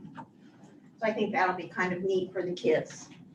Down at the bottom of mine, you'll just see a bunch of dates, like, graduations on there, plus some things in between. Any questions? I just wanted to add a couple things I forgot. Sorry, this is what it's making, but pictures are this Thursday for preschool through fourth grade. Oh, it's fourth, okay. Preschool through fourth in the elementary. We sent home a flyer the other day. Then fifth and sixth are gonna go up with the middle school and high school on Friday. So that's what's going on with pictures. Lori is taking the pictures in here this year. So a little bit different, but I think Lori's gonna do an outstanding job. And also with the donation of $1,740, yeah, the students running nickels, dimes, quarters and all that stuff, but also I failed to mention the staff also. Preschool, third grade, 10th grade, teacher, all of us, yeah, we all pitched in and threw in, X amount of dollars to get to that $1,700 mark. I wanted to mention that, thank them as well. Thank you. Thank you. Any questions? Mr. Mackey? Okay, athletics report. Start off as I have so far during morning lifting. We've still been having very good attendance. As Rose can attest to, she walks back in the morning, pokes her head in to see us. Even though our school year is starting and we're there really, really early in the morning at 6:20, we still have a good amount of kids coming in every morning to get a workout in, and I'm pretty happy with that. Fall sports. In alphabetical order here, so we'll start with cross country. Our new coach, Lindsay Eckley, is doing really, really well. She fought to get us our first home meet here, like not at the funny farm, but actually here. We had that tonight, just before the meeting, so I came in from that to be on time for this, and it went really well. A good turnout. Eden and Hilltop were here. Striker was supposed to come, but their coach got sick, and they don't have an assistant coach, so Striker had to back out today. They've been doing really well this year, low numbers, but she's really got some positivity in the program, and I'm anxious to see that change. As for golf, successful season so far. Our top 3 golfers have kind of been batting around the low score towards the beginning part of the season, and all 3 of them are actually in the top 5 for the BBC Golfer of the Year standings. And Zach Hayes is out in first right now, but it's pretty close between them and a golfer from Montpelier, but it's our 3 golfers are all in the top 5. I think that's pretty special, pretty cool. As far as standings, I'm not sure, Eric, you'll have to help me out on how you calculate that. I know in invites, I don't know how those count towards. 5-1 in the league. 5-1. We're 5-1 in the league is what the golf coach tells me. So we're doing pretty well. Football. We have won all of our JV games so far this season, and I wrote this before the Delta game. I was counting on the football team to bring us some win there. We got that rescheduled, so that was good. We had to reschedule due to the COVID quarantines that we were discussing earlier. But we were able to get that game back on the schedule a week later, and everything worked out for the good because we got that game won. Excuse me. As far as the rest of the schedule, just to update there, we do have our JV schedule filled out. We have 8 games on the schedule. Our boys are going to get to play all 8 games. We'll finish up with our last home game on the 11th, I believe. Double check that. 11th, and our last game is the 18th of October. Junior high program. We had to move down to 8-man with some injuries and low numbers. We have a total of 11 players healthy on a consistent basis, and that's typically less than you would want to have an 11-man football team, although our junior high team did play an 11-man football game with 11 players. They played Fremont, the Eagles also, and I told them after the game I couldn't have been more proud of the way they played that game. That was absolutely awesome. They played a little while with 10 guys because we had a kid get banged in the head, and he had to remember 3 things, and for a junior high boy to remember 3 things, that's pretty special whether he's got a concussion or not. So he was able to do that and get back in, but there was a period of time where we played that game with 10 players. And so with us having to move down, with only having 11 kids, we're searching for 8-man games right now. We have one this Thursday. And with all the COVID cancellations, we've got our word in at a number of schools in our area. We're really hoping to get more games, and I'm working on that pretty much every day. But right now we're playing this Thursday. The game got moved up. I put something out on Facebook today for everybody. It got moved up a little bit to 5 p.m. so we can get officials for that game at Danbury. So we've got an 8-man game at Danbury on Thursday this week. Anybody listening at home, it's only online tickets, so go to danburyschools.org to get tickets. Moving on to volleyball. Again, I wrote this one, and I think I jinxed our girls, because when I wrote this update for the board last week, I wrote, remain undefeated so far. So on Saturday, we did drop a game. They are currently 7-1, but that is tops in the BBC still, so our girls are playing really well. I put on I had to do an addendum because I'm still learning all the protocols for that, but that addendum for our Minster overnight trip, looking to get those girls approved so they can go play an invite Coach Roth really stepping up. She wants to face some tougher competition, get our girls some really tough games to prepare us for the tournament like the end of the season. So junior high volleyball is also directed. I don't think, did I miss junior high golf? Junior high golf improved 15 strokes between their first and second match. I was not that I had it here, so I had it written down. They won tonight. Did they win tonight at the Jamboree? Heck yeah. They had a Jamboree tonight. I did not have word when I sat down. Thank you, Coach Meltzer. So junior high golf won their Jamboree tonight, so that's a big deal. And junior high volleyball is working hard to improve. Another seventh grade's got a couple wins. Eighth grade's struggling a little bit right now, but they're improving. I see them working hard every day. Anybody have any questions? Questions, comments, Mr.? On the cross country, I found one tonight before I came here, and it's on our agenda to approve Aaron Shaw, volunteer Oh, yes. coach. Her letter of intent, I mean, she was kind of wondering if she could be hired as an assistant. Yeah, and we worked that out. Apparently, Coach Eckley has been hired as both the high school and junior high coach, so there wasn't a contract in place. I've since cleared that with them, worked that out there. She's going to volunteer, and they're going to work that out on their own.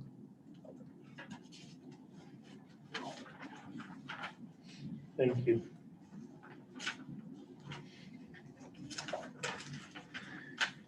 Anything else? We ready? All right. On to motions and resolution.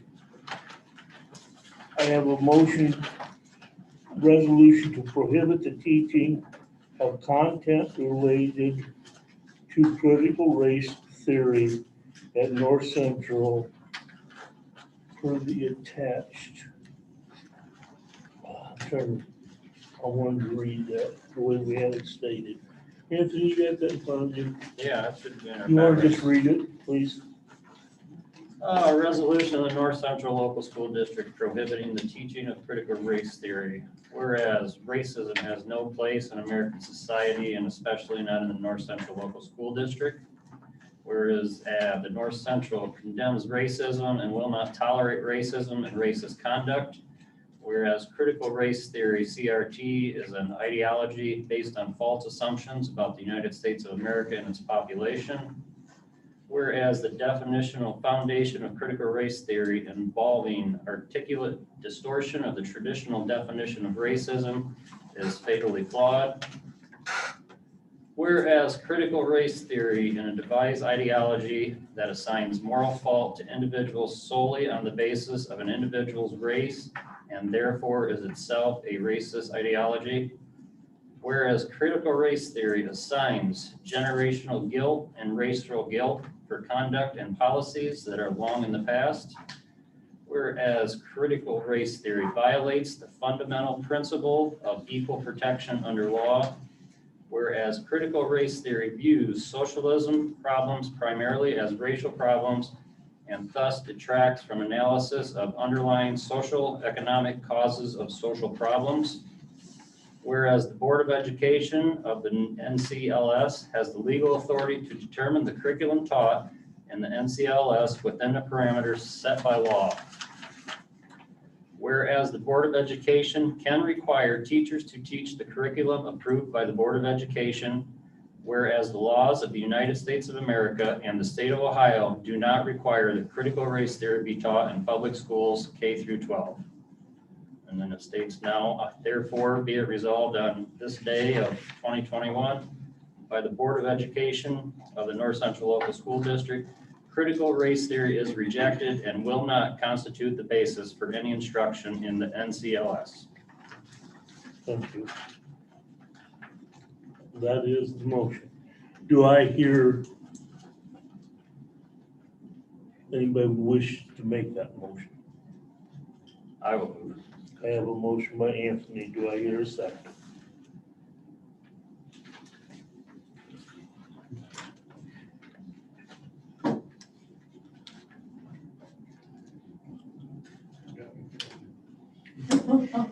Have you guys looked this stuff up? Are you kidding me? Seriously. Wow. It's basically teaching your little kids racism. Thank you, Anthony. You aren't gonna stand up, are you kidding me? 10. This is enough. This is the business part of the meeting. There's no more comment from the audience. Thank you. If there is no second, guys, Discussion. any discussion? Yes. We have listened for the last 3 months from a small group that is on a national issue that is not a concern here at North Central. And for the last 3 months, I've also listened to our teachers and our staff. And I continue to support them that they are educated, licensed, and experienced to do their job. I don't discredit what you said 100%. I think our staff does a great job. I don't think they're instilling CRT into our kids. I think this is one way we can take stand at our local level, and I hope it reflects to the state level that I am standing up for it. I'm against it. I don't want it in our schools. And for that reason, I'm in favor of it. I totally understand that too, Anthony. I support CRT being against it, but I also support my staff and that they will do the right thing. We have asked them not to teach it, and I feel that a little bit of supervision, which we already do, should be sufficient in making sure that it does not occur at North Central. I'd just like to add to it, as Mr. Hoops made mention that, there are multiple very emotional issues that are, get addressed, whether it's here at North Central or, state of Ohio, across the country, here in Pioneer, whatever the case may be. I think the difference here is that when we're taking a look at a resolution versus no resolution, and I had this conversation, I've told Chuck before, so I appreciate all the work and effort that he has put into this particular, No, everything. no, Everything. you. And, November. So what I do have to say is that, I am absolutely against CRT, contrary to popular belief. I mean, welcome to think whatever you want to. I mean, that's the great part about this country is that you reserve the right to do that. And you ask people to stand up and you ask people to speak their mind. And, and we can either agree to disagree, and that's fine. But I felt that it was necessary that there were some things that I brought up. I made mention time and time again, meeting after meeting that we've had when it was brought to us that I opposed CRT. Okay, I'm absolutely against CRT. There's no place for it in this school. It has been asked that we put a resolution on. And when I take a look at a resolution, whether it's a resolution or whether it's a policy or it's a procedure or it's a standard operating procedure, they said this gives us teeth to respond. Now, you also have to understand too that policies and procedures, standard operating procedures, resolutions can also be rescinded or revoked from the next group that may come in. Okay, if I'm replaced, then I'm replaced. That's something that I have to sleep with. People that do know me and the people that have talked with me and that I have spoken with know that I've struggled with this since it was first brought to my attention the day before the first meeting. Okay, and that was a concern. And it continues to be a concern. It's been a very emotional struggle because, we want to do the right thing. But I have spoken with many people and I have to take responsibility for the fact that we have nearly 100 staff members on board here at this school. And I will accept responsibility for the fact that I didn't go to each one of those staff members to get their opinions, their thoughts, and their ideas to take that in consideration, and that's not fair to them. They work for you. They work for us. I understand that. I'm not finished. I have spoken with multiple other races, ethnicities, because I wanted to have their opinion. It was imperative to have that understanding outside of here. There is no place for CRT. I fully believe that it is one of the most divisive, constructive curriculums that was ever created. It was packaged as ethnic studies, but in reality, what are we looking at? A Trojan horse. It is loaded with looking to indoctrinate our children to believe that they are inherently evil and that all other races are essentially helpless. So, I was elected into this position to represent students, staff, administration, and North Central community. And not always are the decisions that, that we make are popular decisions, but they're decisions that we have to make day in and day out that affect the lives, not just of myself, but the lives of others. So I believe that we have an obligation, or I have an obligation in my own self to protect everyone. It's just after 34 years in the business of what I do, I have an obligation to look out for people's safety, security, and their welfare. It may not be accepted by everybody, and I understand that. I can't be worried about my next vote. I can't be worried about my board position. I'm here because I want to be, not because I have to be. And I have to look out for the staff that works here and have an element of faith in what it is that they're doing, that they're going to do the right thing. And I hope that if there is something that's wrong that's brought to my attention, please bring it to me. I'd like to see it. It's not, it's not what I know, but what I can prove. And if somebody has proof that CRT has been introduced into this building, then by all means, please bring it to me, because we do have a disciplinary policy that's in place. And if it's something that steps out of line, I think we address it on a case-by-case situation. I don't want our staff to walk around feeling that they aren't trusted, that they aren't safeguarded, that they don't have the ability to do their job, and that we don't trust them to do the right thing when nobody's around.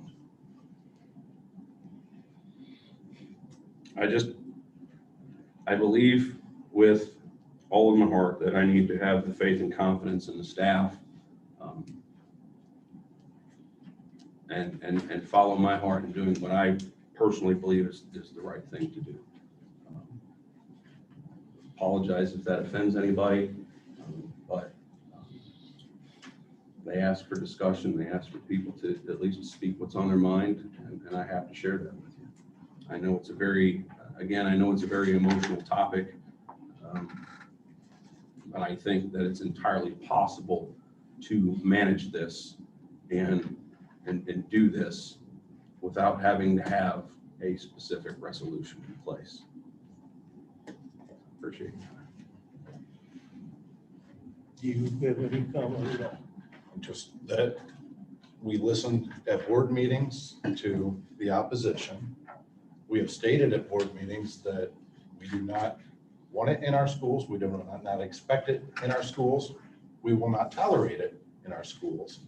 And then I went and listened to teachers who don't want something hanging over their head when they have to teach historical facts, and to be paranoid over saying the wrong thing in the classroom. They don't want it in our school. Our Education Association does not want CRT in our school, and I have full confidence in them. And like Tim stated multiple times, we will put our trust in them. And if something comes up or it is introduced, then please bring it to us. I don't feel we need a resolution to do that. We can work with our staff. We can work with our staff to come up with what will be taught and what will not be introduced in our school without a resolution. With that, I would say our motion for number one is done. Number two, we got a golf simulator for the NCLS golf program. And I'm gonna say and physical education program. We have a resolution to approve the purchase of a golf simulator for the North Central Local School Golf and Physical Education Program. the North Central Athletic Boosters have said that they will commit $25,000 toward the project with the balance paid through the wellness fund at approximately $21,000. Do I have a motion? I'll move. Have a motion by Anthony. Do I hear a second? I'll second. Seconded by Shane. Any questions, comments? Call roll, please. Tim, Yes. Shane, Yes. Lee, Yes. Anthony, Yes. Palmer. Yes. We need a resolution to approve Tim Livengood as a volunteer assistant junior high football coach. Do I have a motion? I'll move. A motion by Lee, do I hear a second? I'll second. Second by Shane. Any questions, comments? Call roll, please. Shane, Yes. Lee, Yes. Anthony, Yes. Palmer, Yes. Tim.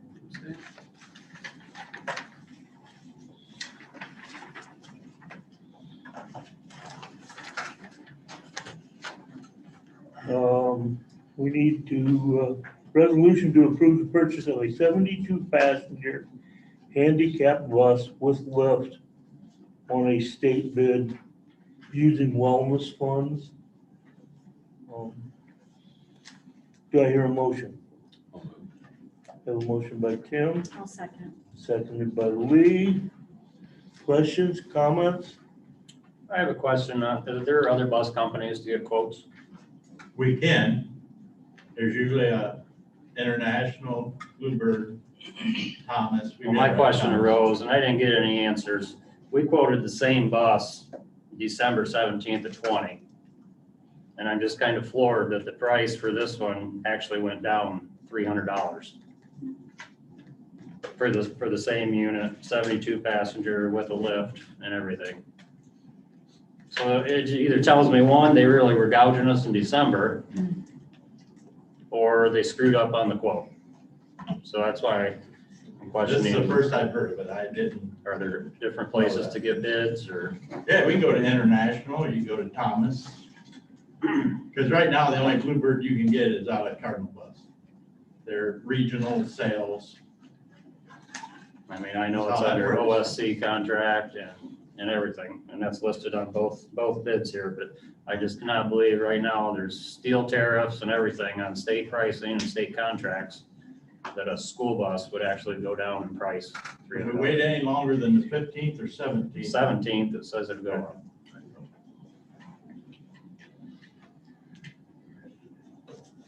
Today's the 14th. Call roll, please.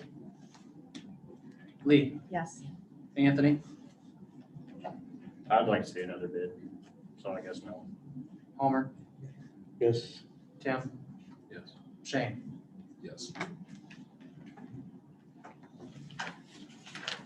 And our addendum item, need a resolution to approve the volleyball team traveling to Minster, Ohio for overnight trip on September 25th. 24th will be the trip, 25th is the game. The 25th, yeah, okay, that's what I was getting ready to say. 25th is the game. Do I hear a motion? I'll move. A motion by Anthony, do I hear a second? I'll second. I got a second by Shane.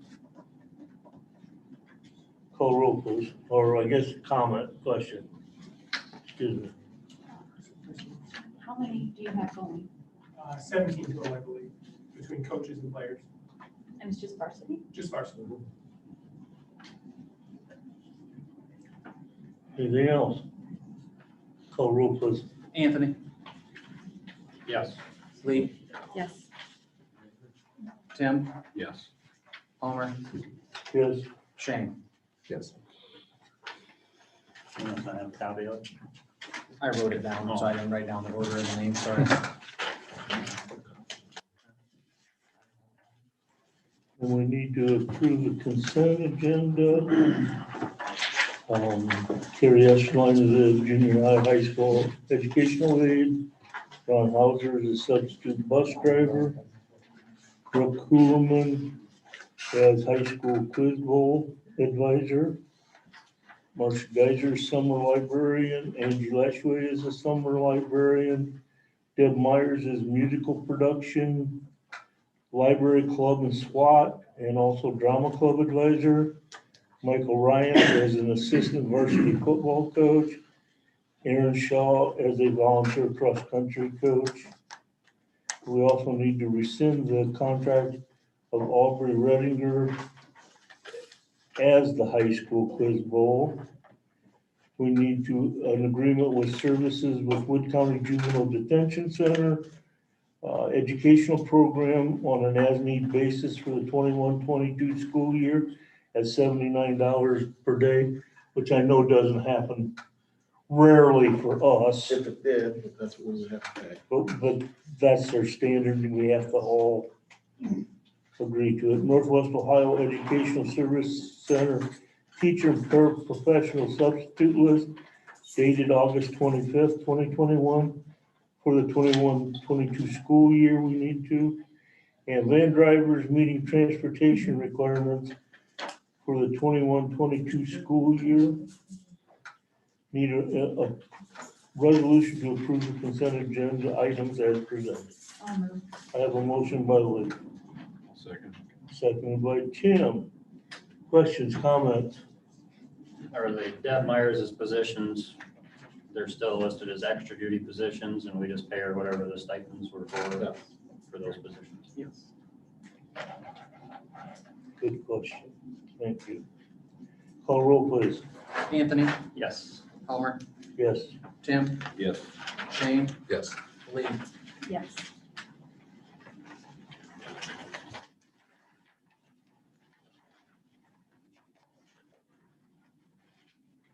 Anything for executive session? You got personnel, employment, and confidential matters as required by federal, state laws. We need a motion to go into executive session. Palmer, before we go into that, Okay. can we talk about a possible, Oh, our own policy of alternative for quarantining? you're right. I apologize. I meant to. I jumped right past that piece of paper. I apologize. Thank you.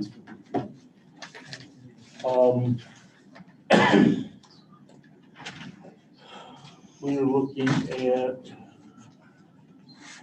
following a procedure. I don't know exactly how to describe it. North Central Board of Education alternative to quarantine students, September 14th, 2021. One positive COVID case confirmed. Contract tracing performed. Those who are identified as close contact tracing fall under the following options. One, mandatory mask quarantine. If the student is symptom-free, he or she will continue in-person learning while wearing a mask worn properly over the mouth and nose throughout the entire day on the school grounds for 10 days.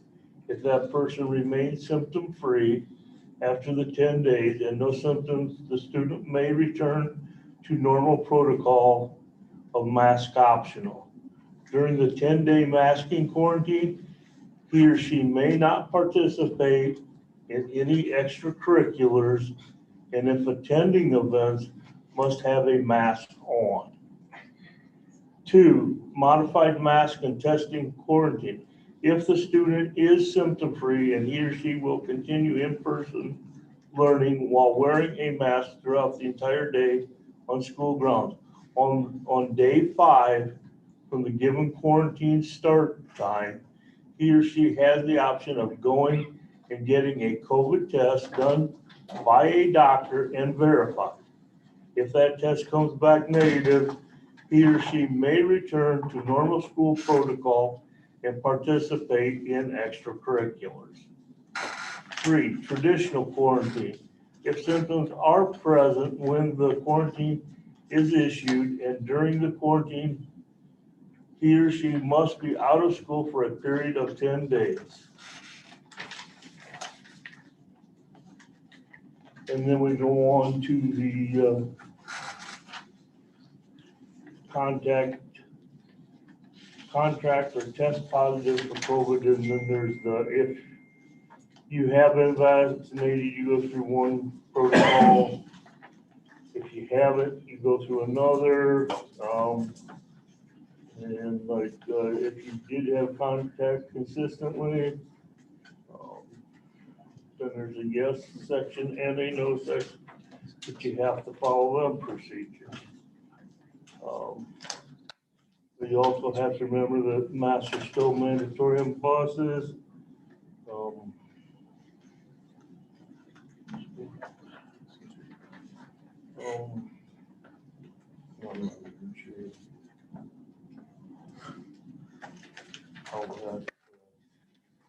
I can't read it all, just different steps, different options if you have been vaccinated or haven't. If you wear a mask or you don't wear a mask, that's just. And yes, whether you do or you don't wear a mask during your time at school.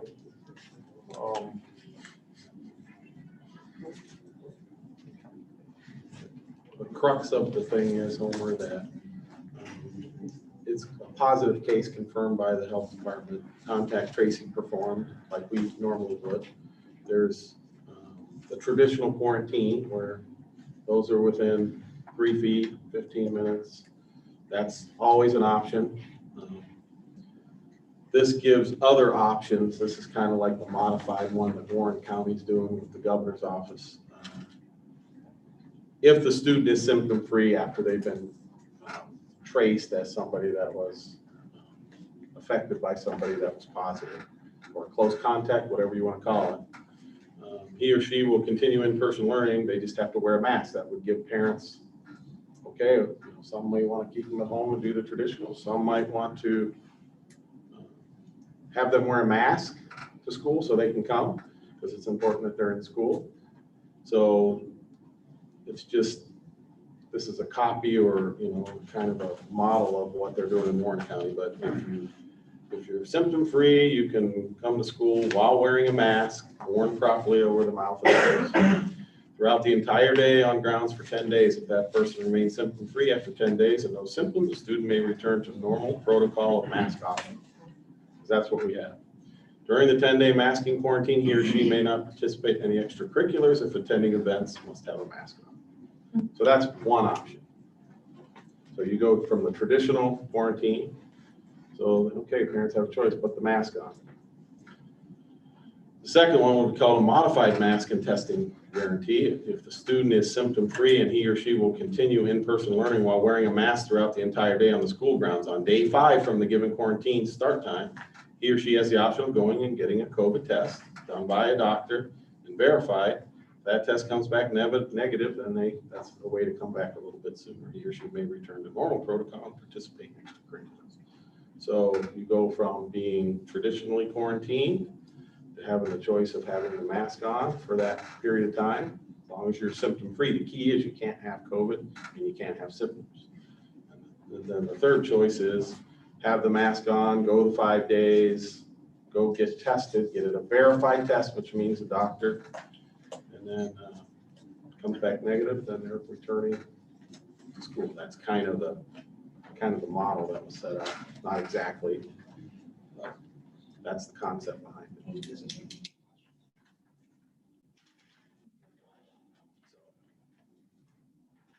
This is our model, what we would accept here, and the key to this is keeping kids in school, in-person learning. But of course, people would have to know who has to have a mask on and, you know, all that you'd have to have. But it's just ideas. That's what it is. It's just ways to keep people in school that are symptom-free, that don't, you know, it gives people choices, because some people may not want to be. They may still want the traditional quarantine. That's been what we've been getting complaints about. Because we do have 8 students in 17 days that have been positive. So, for instance, last year we had 22 students all year and we had 32 staff, which was a total of 54. If you take that 8 students and you kind of project that out, for 160 days, which isn't even the whole year, that puts you at about 75 students positive, if you just kind of project it. So that would be more than what we had students and staff together last year. So, I mean, that's the kind of stuff we're looking at. So anyways, that's just food for thought. To me, it's keeping kids in school. From Jim Watkins, somebody that is quarantined due to contact tracing. Most odds, the cases he's seen where the quarantined person actually contracts COVID-19, his response was in family households and at family get-togethers. He didn't say anything about schools, churches, sporting events, nothing. It was in homes with family members or in family gatherings. So it must be very low that kids are actually contracting COVID-19 in school buildings, you know, whether they be 2 feet from the person or whatever. Must not be a very high percentage that we're seeing positive cases. So I think this is one angle to keep them in the building. Still, yes, they have to wear a mask, but they will be here in person learning, getting the education they deserve. Do we want a motion stating that? Can I ask a question or no? I just wanted to clarify, is this across the board vaccinated or unvaccinated? Because when Mr. Hannock, when you had posted the update on Friday, I was looking at it on my phone, so it was hard to read. But it looked like it said must quarantine regardless of vaccination status. But then when you look at the flow chart, it still had the same flow chart as far as I could tell. Like I said, I was looking at. Yeah, it's the same flow chart that I've been sending out, that we've had out. This is irregardless of whether you're, you know, if you don't have a mask on, that's the key element of this whole thing. Even people that are vaccinated end up. Correct. Yeah, I just want to make sure that everybody vaccinated or unvaccinated are being treated equally, because one thing. Again, that's why the whole thing with the mask. It's kind of come down to the mask. That's what the deal is. So if you want to come back to school and you put the mask on, even though you've been quarantined, then you can be in school, because that's the big issue. That's what we've been talking about. So even if you're vaccinated, you're not going to be playing sports during that time.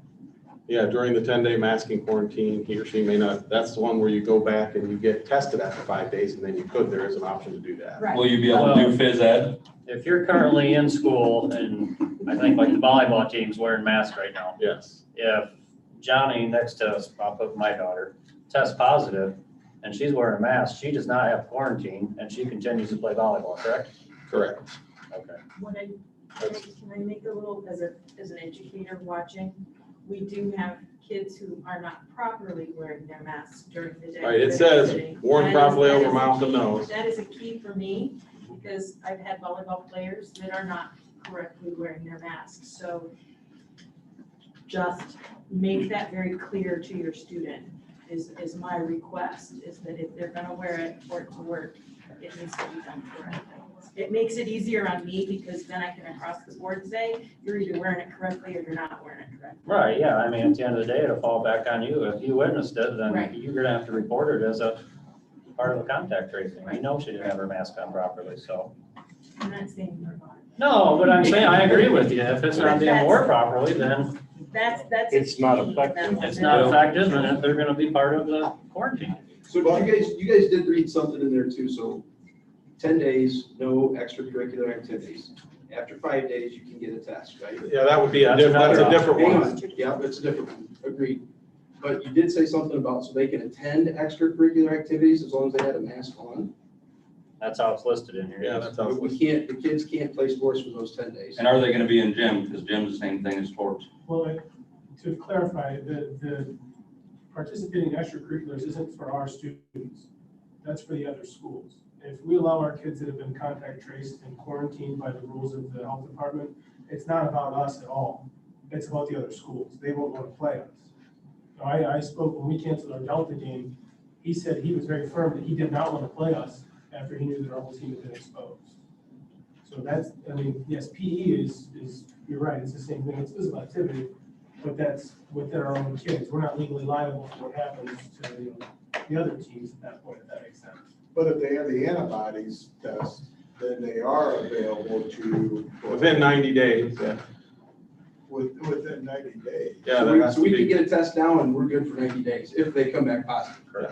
Correct. That's true. I didn't have to write that in there, but that's part, if you read through the, I mean. yeah, the other one, it talks about that. Yeah, no, I agree. It's our protocol and how it's gonna work. Aren't there some other schools and districts in the area that some of the coaches have encouraged their players to mask up? That way, if they do come to school, then they can continue to play regardless? Yep, the coaches have required it. They said, hey, this is part of your uniform, you're gonna wear a mask. That's what. Well, understanding other sporting schools is an important issue here. Yeah. And I understand that, and I'm fully behind, supporting sports and athletics in this facility. And so, I mean, if it's an option, it's not necessarily making it a mandate, but if it's an option where we can allow our kids to play, if they want to mask up to come in to play and it continues to allow them to play, then, maybe that's an option that we can certainly consider to allow the kids to do it that way, if we can keep them doing what they're doing. Just ideas, that's all. Just ideas. Do we wish to take any action, or do we wish to wait until next month? I would like to get something, our policy, this is how we handle things, and clarification. I think there's too much wishy-washy, this is what they're doing, this is what they're doing.